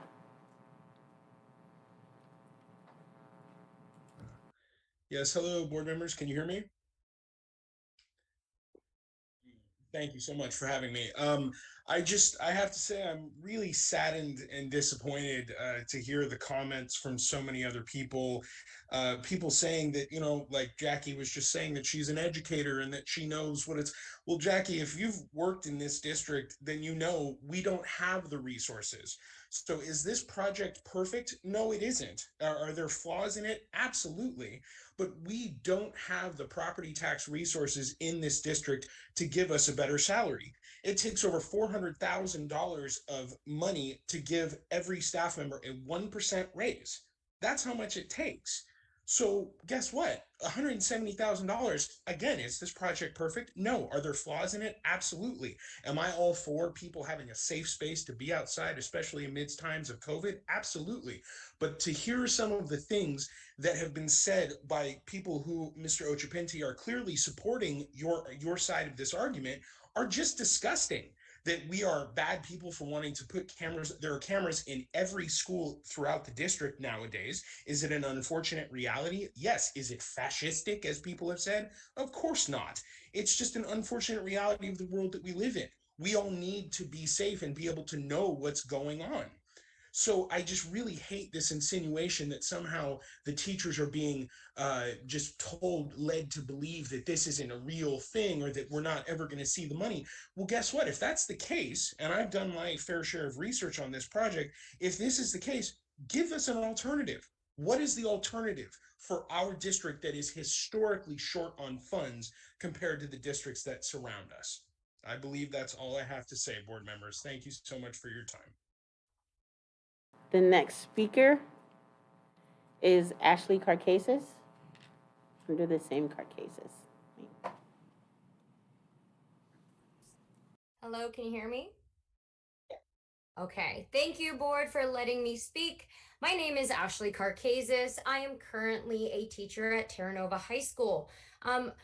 One thing, I've been volunteering at Terra Nova High School for 6 years while undergoing cancer, and it brought a light into my life, so much so that I decided to go and get my teaching credentials so that I could continue to be a part of all of the students' lives that I have been able to bear witness to in the past few years. Now, just one thing, as a volunteer for the past 5 years, yes, I had to submit a background check, which I think we all should if we are working with children, so we don't accidentally put someone in who probably shouldn't be working around kids. Yes, I was reimbursed as a volunteer, and I didn't really have to ask for it. It was given to me up front right after I did everything. So I don't really know where the false information is coming from on that end. As far as this community garden is concerned, first off, it is the property of Jefferson Union High School District. It is not a property of the public. If you so wish it were, then tell Daly City to buy it from us. Then maybe the money we made from that can actually go into our district, unlike the taxpayers who have continuously fought against us anytime we have asked for any help. We have gone to the community to ask for help in our wages as teachers, and they basically told us to F off. We went to the county. The county said we don't need it because we are not a Title I school, regardless of the fact that we have 30% of our population who probably can't afford to eat somewhere. Thank God we actually have free lunches for once. Second off, we went to the state. The state told us to F off. Then we go federal. Federal tells us to F off. So I'm just curious, if everyone is such in a hissy fit about this thing, then what are these alternatives? Because as far as I'm concerned, we've done our due diligence. I've been on the side of Highway 1 asking for people to vote on a measure that would at least cost them maybe a cup of coffee a month a cup of coffee a month so that maybe our teachers could have a livable wage. In the past 6-7 years that I've been in this district as a volunteer or a teacher, I've had to see colleagues leave, not because they want to leave, but because they can no longer afford to live where we live. I could go to another district in our same county and make $25,000 more a year. If you really want to help our district, you need to stop the merry-go-round that happens in our district. We get people who come to our district to train for like a year to 2 years, and then they realize, why am I busting my ass for something I can make $25,000 to $30,000 more a year down the peninsula? So community, why don't you do something? If we are demon teachers and you can't stand us, why don't you figure out a different way to help? Because ultimately, we are here for your students. And if all of our teachers leave, what are you going to do? Last speaker is Monica Casey. Nope, okay. Jay, can I see the list again?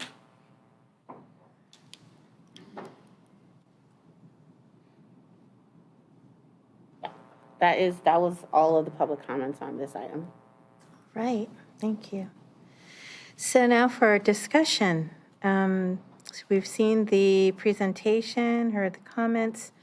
Do we have any questions for Ms. Van Raphorst? Yes, Mr. Ochapinti. Yeah. One, obviously, there are a lot of things that need to be addressed and have been addressed in prior meetings. One thing I'd like to note is there has been a continued lack of transparency around this entire project from the very beginning. When I've requested information as a trustee, that information has been delayed, if not denied or obstructed. When I've pressed for meetings to be posted to our YouTube website, it took constant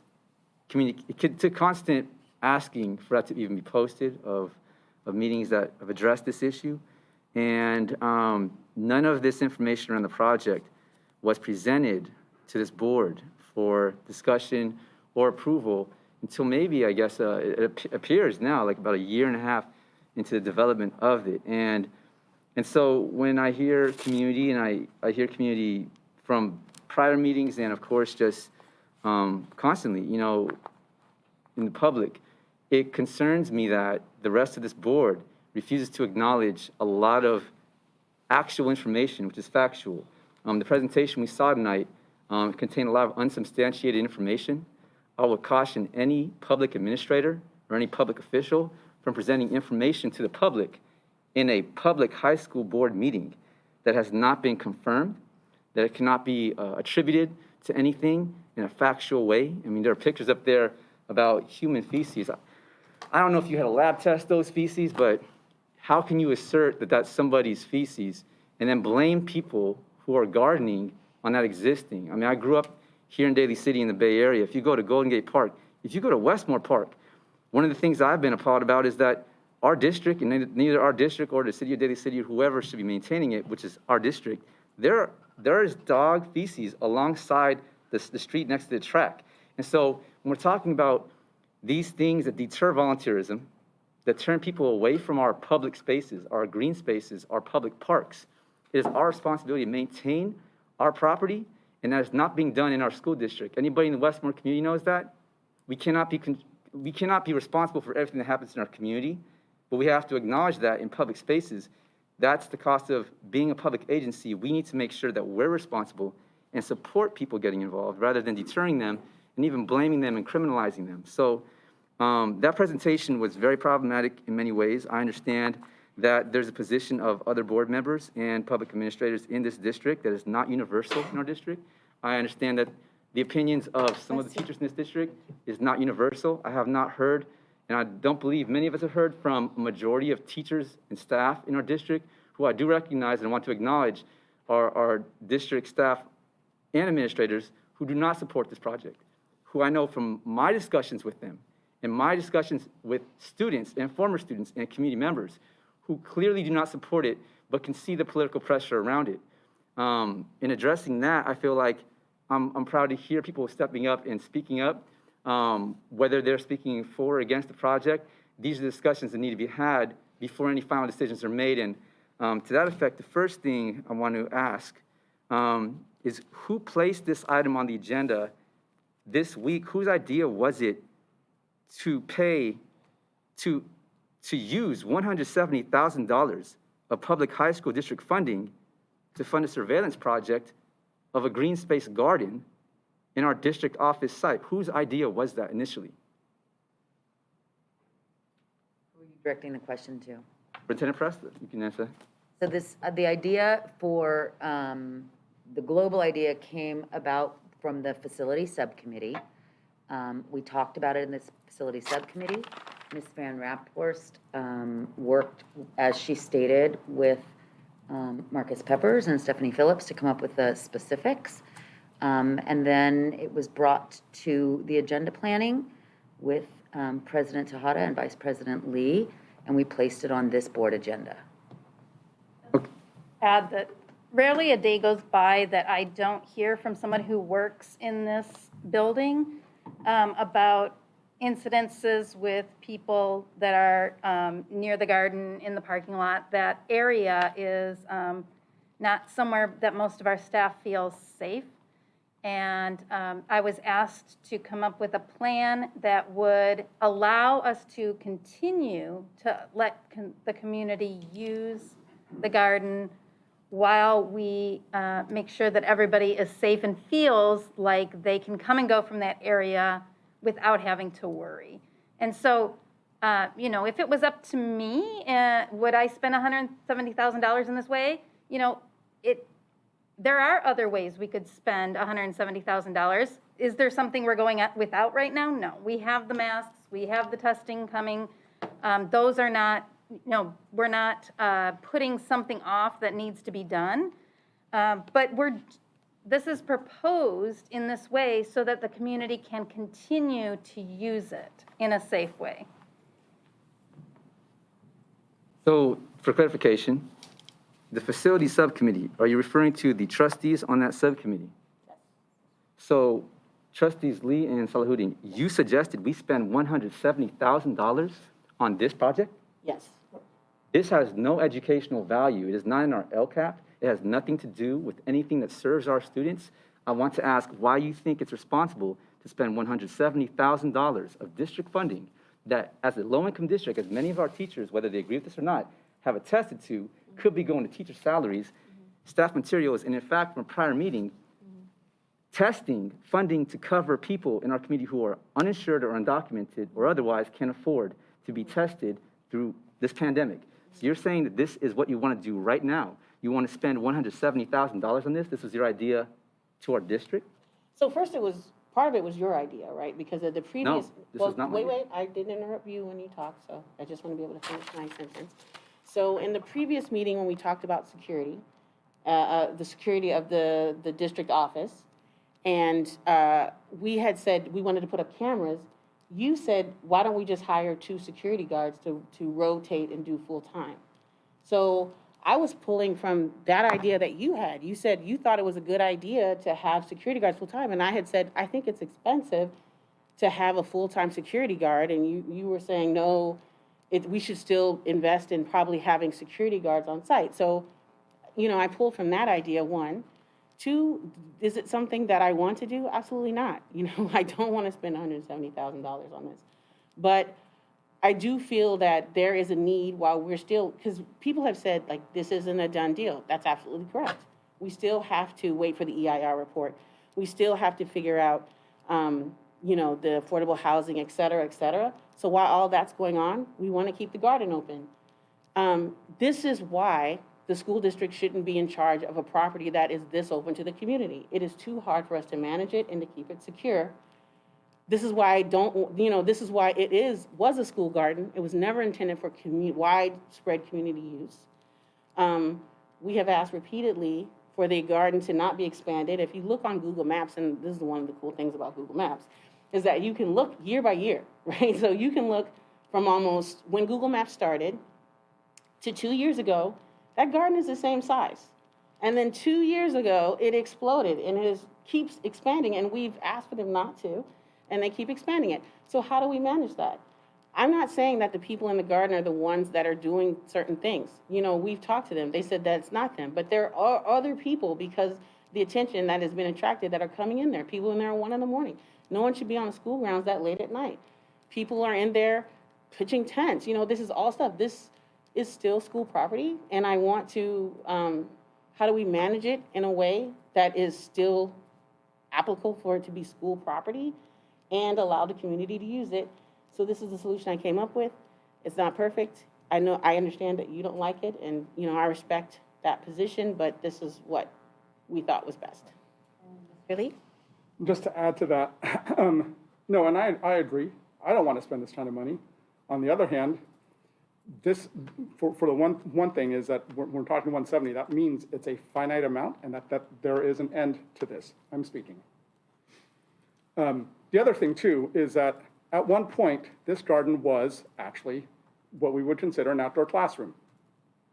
We protect our classroom spaces, and fundamentally, this is an outdoor classroom that can no longer be used as a classroom. And then I think what we're proposing actually is quite generous because it does allow us to, and the fact that we're calling this and it's becoming an interim community garden with hours of access, limited hours of access for the public during the day, I think that's the proper next step for us. Is this garden going to go away at some point? The fact that we're estimating 170 tells me, yes, this garden is going to go away because fundamentally it's not sustainable for us to keep it as is.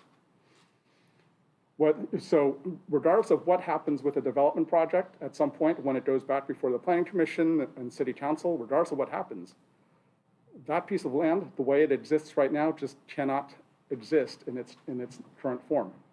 And I think the plan that's before us, while imperfect, is I think the one way where we can say that we've got some control over it and we can ensure safety for the community that's here, which our charge as board members is also to ensure the safety of our students here and the safety of our staff. I'm sorry, I think I thought I'd called Blue. Yeah, we just got an email that the 2 people said that they weren't called on. Okay, let's, are they still on? I don't know, Blue Murov and Deeg, D-E-E-G Gold. No, they were called. D Gold was called. And I thought I called Blue, but we could go back. Is it okay to let Blue do their public comment and then come back to our discussion? Yeah, let's do that. I want to just quickly respond to one thing. Okay. It is an absolute lie that I asked for this in any way, shape, or form. I want to counter what you just said on public record. I never asked for security guard. We can pull it. No, this was an item that was inappropriately labeled by our staff that said that we should have a camera facing the garden. I challenged and I voted against having a camera in the garden in the first place. Right, Secondly, you suggested possibly using a security guard. what I said was, if you're going to consider, and the item was listed for the workforce housing. However, it was inappropriate and I believe mislabeled on our agenda because what you're saying is was to police the garden in the first place.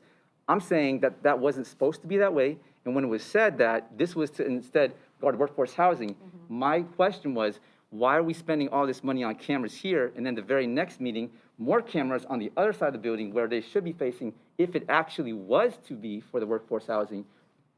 That was a suggestion in terms of comparing the price and why we're not paying staff because we have workforce housing, and the argument that you made at that meeting and other people was that we didn't want pipes and materials being stolen on site.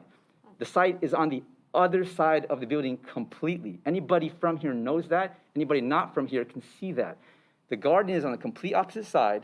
I voted against and asked and argued against having any surveillance of the garden to begin with. I didn't say you argued for surveillance. I was just saying you brought up security guards. That's it. You started by saying this was my idea. This is completely not my idea, and it's complete mischaracterization of what I've been asking our community and our board to consider and how backwards this is. Okay, my apologies if I misspoke.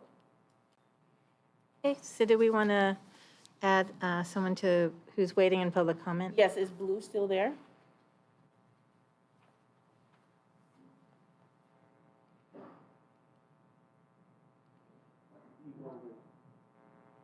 D Gold looks like they're. Yeah, they spoke. They spoke, Oh. so it's just blue. And I didn't, yeah, there, like before, there was no blue, so. If blue is there, can they raise their hand? There, yeah, check there. Yeah, so there is no blue that has a different name, so we can go on back to. Yes. So that was my first response. I think it's just important to clarify that for the record. One, two, there are a lot of things being brought up in this, in this discussion, not only from the board, but in the public, that we're talking about this as a property.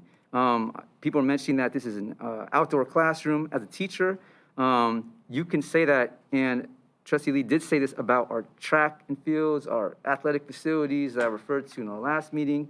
None of our athletic facilities are policed in this way. This is, to me, absurd. No, there is no place in our district that has this kind of criminalization, this kind of targeting. Some of the people who've spoken have referred to things that we know in our district in terms of addressing equity and stopping the school to prison pipeline. Why are we putting up more security cameras? It is an issue when school districts have to put up security cameras or consider them in the first place. In the second place, a lot of our community who have been using this garden have not expanded it. It is an existing green space. They're cultivating other parts of the green space. You can't expand it beyond its original domain. It is the environment. This is part of our community. And so if there are plants and if there are trees and if there are wildlife that is being cultivated and that exists in that space, I don't understand why anybody's, one, mad about that, two, concerned about why it's there, or three, feels the need to police it in such a way that you want to stop having access to a public facility and monitor it in such a way that obviously is based off of things that haven't even been determined. This space, nothing is final. So when you're saying to the public, it will be closed in 4 months, you can't even say that because it hasn't been determined. An environmental impact report under CEQA, California Environmental Quality Act, ensures that there is a public and legal process that is done before any decisions are made. If you are, and I believe, and you should be aware of this, and I know you are, I believe you are misleading the public intentionally to be intimidated to think this process is over.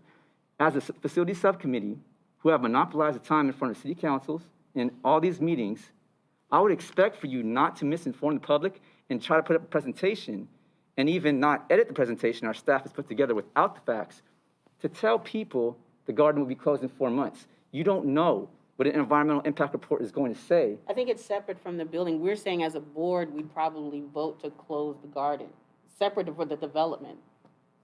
It's different from the development. Yeah. We're just talking about the garden right now. The garden is part of the scope of the development. Please don't misinform and insult the intelligence of our community. Everybody knows you're trying to bulldoze the garden to build luxury apartments. That is a plain fact.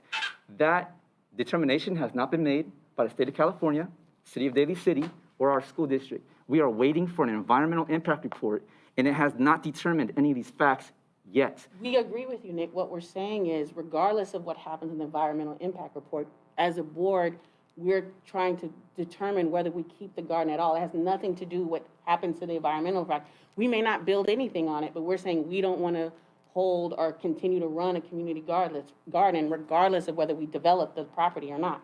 That's what we're talking about. So you're saying that these contracts are to close the garden, you're saying? You're voting to close the garden? Right now, we're just voting to have the proper security in place so keep that it we can keep it open, but we're saying in a few months, we're thinking about entertaining completely closing the garden. So I think it's, one, disingenuous, and actually, I don't even know if this is legal, what you're suggesting, because you're taking steps to police and surveil a public space, an educational space, this school site, in order to hopefully close a garden in the pursuit of building a real estate business that's going to fund teacher salaries. I hope you understand that not only is this not what you call imperfect, it's inappropriate, and I feel like it borders on misappropriation of public funds. I hope you are very, very aware of the thin line that you have been walking for the last year, and if you feel like a lawyer has informed you well, I can inform you based on my experience that nothing in this looks right at all. And I encourage you to think deeply about what the public's telling you tonight, because financial misappropriation, especially at the high school district level, is serious, especially in a time of COVID, at any time, and especially when we could be spending those funds for our students' education, mental health, and well-being.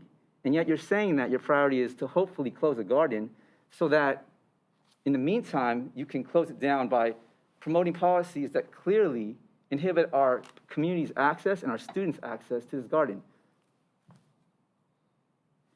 I have several more questions. 1 second. So Yeah. D Gold is saying that they Yeah, didn't. they never spoke. Okay, so I know they did, but it's fine. We can just open it up. Okay.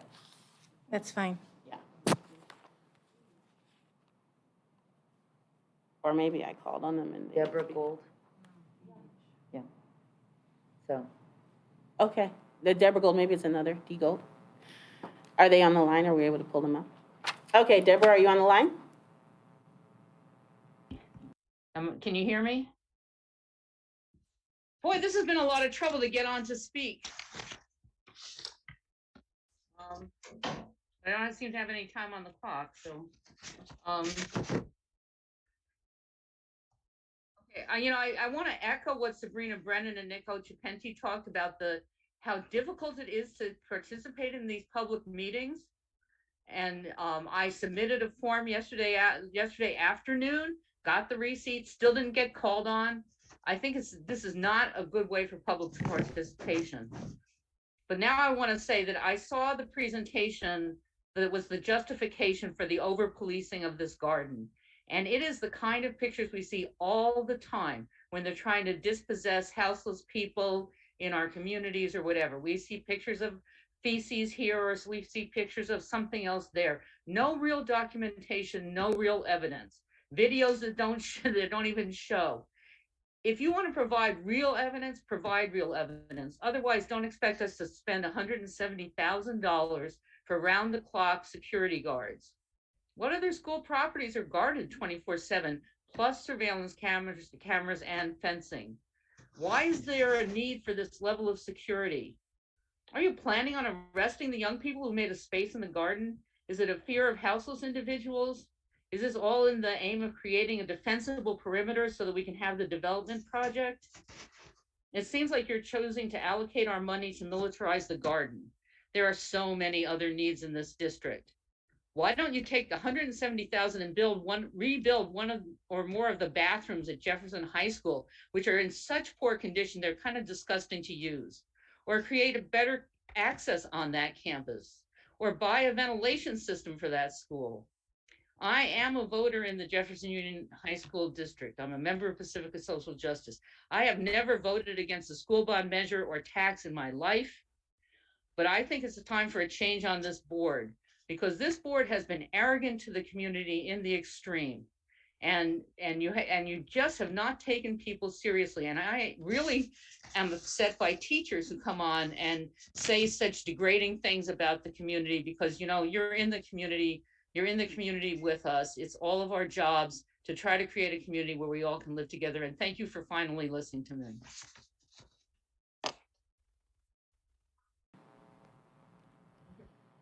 Is there anyone else we missed? No? that blue person, but they're not there. Okay, they're not there. All right.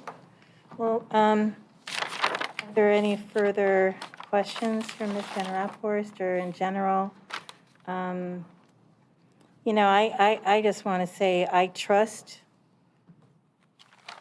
our staff wholeheartedly. You work so hard. You've been spending a lot of time on the garden. Our facility subcommittee, you've taken a lot of heat, and I want to thank you for serving, for stepping up on this. I trust the recommendation. I don't love it. My question is, why do we feel there is a need for 24-hour security? Based on the presentation, what we saw, what is it telling me why we need it? I mean, I think that the reason that we all came up with a plan that had 24-hour security was at least to begin that way, and then we could maybe back off to just have security, you know, fewer hours. But, you know, there's been so much, last time we put up signs about no trespassing, they were all taken down. There was damage done to, you know, things that we tried to put in place. And so we're worried that if we enclose it with a fence, that the fence might just get cut, or that there may be people who try to get in there when it's not, you So know. cumulatively, based on past actions, this is to keep the property safe. Yeah. To make sure that everybody stays safe. Yeah, and I would imagine that because, you know, SMICSIG told us, our insurance company had told us that, you know, originally it wasn't safe the way it was and had conditions for us to clean it up. And then, you know, we started on with our plan. So I've always worried about liability, having worked in the legal field my entire adult life. I worry about who's there. I worry for our students who don't get to go there anymore. But, you know, I worry about keeping people safe there, and it's our responsibility. It's our property. Like we said, we know that students do visit the area, and we want to make sure that they stay safe. Right. We know there's drug use happening. We know there's alcohol being consumed. And so it isn't a safe place. We know that sometimes they have fires. We know there's often late night activity.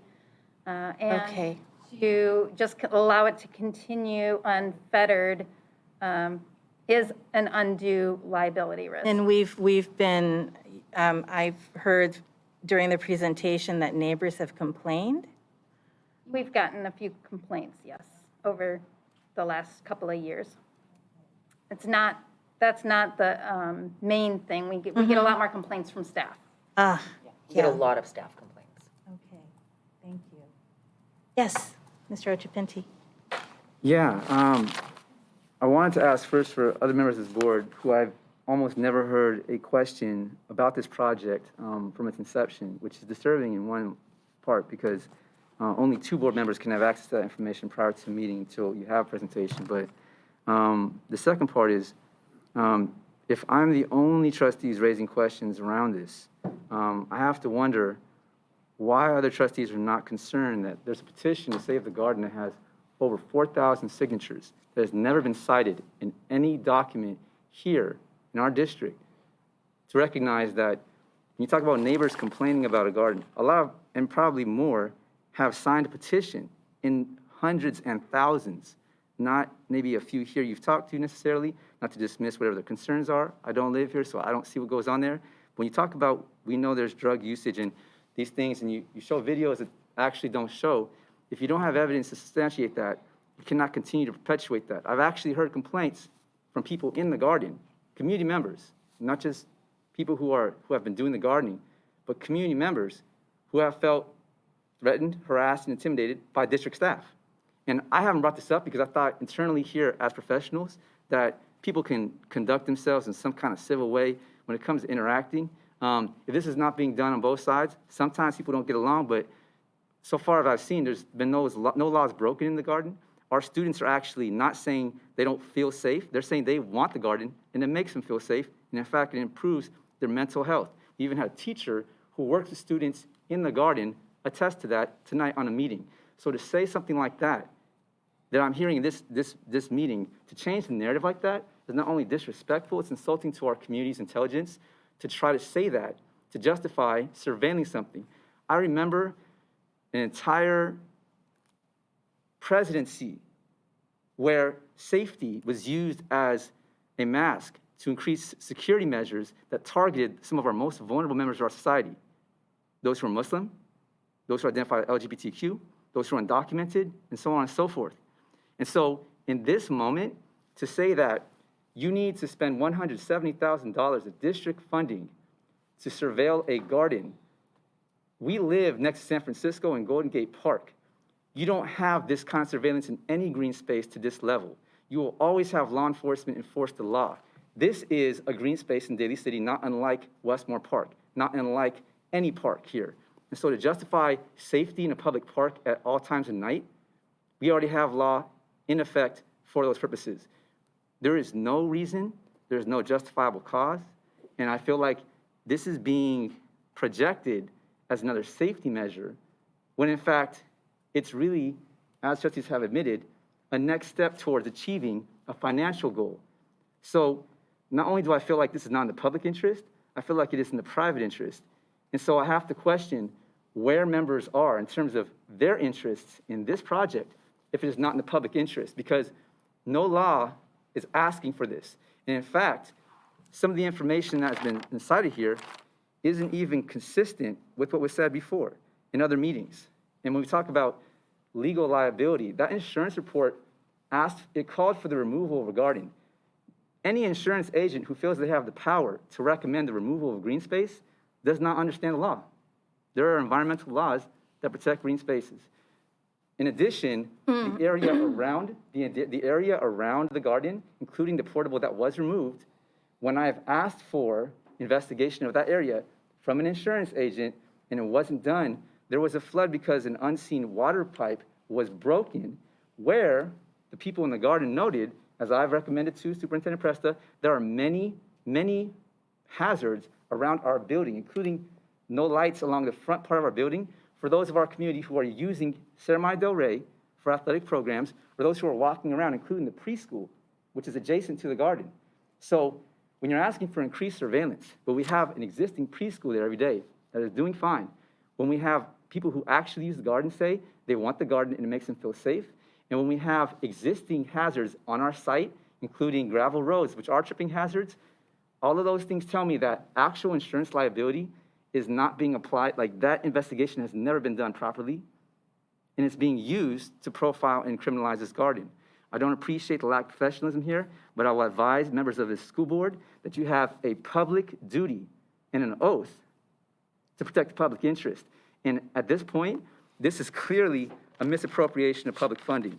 I would recommend, and I will make a motion at this point, unless somebody has anything else to say, that we dismiss this item, that we remove it from the agenda, that we basically table it, because there's You no place for want to this. table it, or you want to? I would like to remove it. Clearly, Yes, you are making a motion to I'm making a motion to, not approve this. which is part of our vote, but I don't believe, I want to offer the opportunity, for other trustees to speak on this, because at this point, I can't be the only person with these observations. I think it'd be. I think if any other trustees want to speak. Yes, Ms. Obviously, Garrett. the comments were directed towards me, so I'd like to speak a little on it, and I don't say too much about it because all information has been presented to me, and it's my prerogative if I have a comment to make or not. So I don't need to speak when I don't have a question. And I fully support the project as it is for the best interest of our teachers and staff and our students. And obviously, we need to take these measures because there are things that are happening that are unsafe over there that is causing and forcing the school district to take measures to do these things when money definitely should not be spent to do those kinds of things to keep people safe. So, I don't really appreciate being called out when I am sitting here doing my best to make the best decisions that I can make, given the information that I've been given, because I am trusting my colleagues to do the job and fact find and making sure we're doing the best things for our students and our teachers. So that's all I have to say. Thank you. So Trustee I Garrett, don't really appreciate a response. you know what? really I wasn't don't. actually asking about you. I was like the And entire board. well, Yeah. that's fine. Yeah. And also, I really don't get an opportunity to speak because other people here are monopolizing most of the time for anybody else to speak. And I really there's so many things that have been spoken. I don't feel that there's anything else that need to be spoken to after all these comments have been made. Okay. Mostly by you. You've been taking most of the time and not respecting the time of others to be able to speak. Respectfully, I want to just say what I was saying before. I wasn't actually referring to you. I was referring to the entire board to reconsider this at this point because. Okay, but I've been the only one that has not made a comment because obviously that comment was directed towards me and I don't appreciate it. It wasn't. And I don't it attack wasn't you actually. at all. Yeah, I'm Or not. your opinion, I don't agree with you, but I don't really, I don't, I don't say anything to attack your character or call you out. I just don't agree with you, and that's all there is to it. So And- that's all. Yeah, I've never attacked you, so hold on, let me respond to Okay? that. And I'm not That's fine. I'm attacking. just giving you my Well, opinion, okay. as you've given me Okay, yours. no, I hear you. I wasn't actually attacking you for you to say that I'm attacking you. Okay, I'm just giving you my perspective. It's okay if you Nope. don't agree with me. Trustee I'm and Garrett, just I don't know where that letting you know came how from. I feel about it. I don't know That's where all. that came from. I'm talking to the Okay, entire I'm going board. to call for So- civility here, Yeah. please. And thank you both for speaking. I know you feel passionate about this, Mr. Ojapinti. And I'm entertaining the motion that you're making. So you have made a motion to, Remove this item from the agenda. okay. So you have made the motion. Do we have a second? Hearing none, your motion has failed. Do we have a motion to approve? Second. Okay, we'll have a roll call vote, please. Aye. No. Yes. Yes. Yes. Thank you. Any consideration of future agenda items? Yes. Last week, Trustee Salihuni did mention a couple items that I've raised at least 3 or 4 times over the course of 2021. One was considering translators and interpreters, and Right. whether that's within the realm of whoever wants to report on it through communications or through our district, other district staff, superintendent, of course. That was the first one. I have raised It was, the other one was the student trustees being able to Zoom from. No, I remember. I raised another one. Thank you. The other one was renaming the district. I know it was raised last semester, for It last is semester. on a future agenda. We've had about 3 or 4 agendas since that's been considered, so at least, and so I would encourage approaching that. It is on a future agenda. With due diligence. Thank you. The third one, and of course, this has been mentioned throughout the meeting, I think, from other people we've heard in the community as well throughout the last year, is that while we are holding meetings in public through remote and, other ways through Zoom, that there are better ways to do it. And in fact, we were doing it better in the beginning than we're doing now. So I feel like there's something wrong that we're doing less transparency than we were originally doing in terms of providing access to the community. So that with respect to what I raised earlier, and not just for access for our student trustees, but our public in general, that per our own board bylaws, we should not be requiring identifiable information of our public, and we should be providing the maximum access for our public to participate, and not the least. I would also encourage returning to recording all of our meetings, whether they are regular meetings or special meetings, given apparently that there are subcommittee meetings which are holding a good deal of weight in the decision-making processes here. When I hear that there are many items being discussed before arriving at a regular board meeting where the public does not feel included, I feel like we should be recording and providing access to public information for our public to the greatest capacity, because that's what public entities should do. Okay. Noted. All right. I just want to call attention to, sorry to interrupt, that the board does have a study session, it's noted at the bottom, on February 12th, and Luann Rivera from CSBA, I think, has been contacting you all and was going to chat with you beforehand, but Yes. wanted to note that. Right, and so we could discuss a lot of these items there. I'm actually referring to a regular board meeting feature I agenda item. know, I know, Oh, you yeah, are. mine wasn't connected to you, I'm just a Connected. reminder. Thank you, I appreciate Yes. that. The last item I do want to raise again, and I will submit this soon, is a land acknowledgement for our district, an official land acknowledgement, which I will be working on and submitting to superintendent shortly. Thank you. We have a motion to adjourn this meeting? So moved. Second. All in favor? Aye. Aye.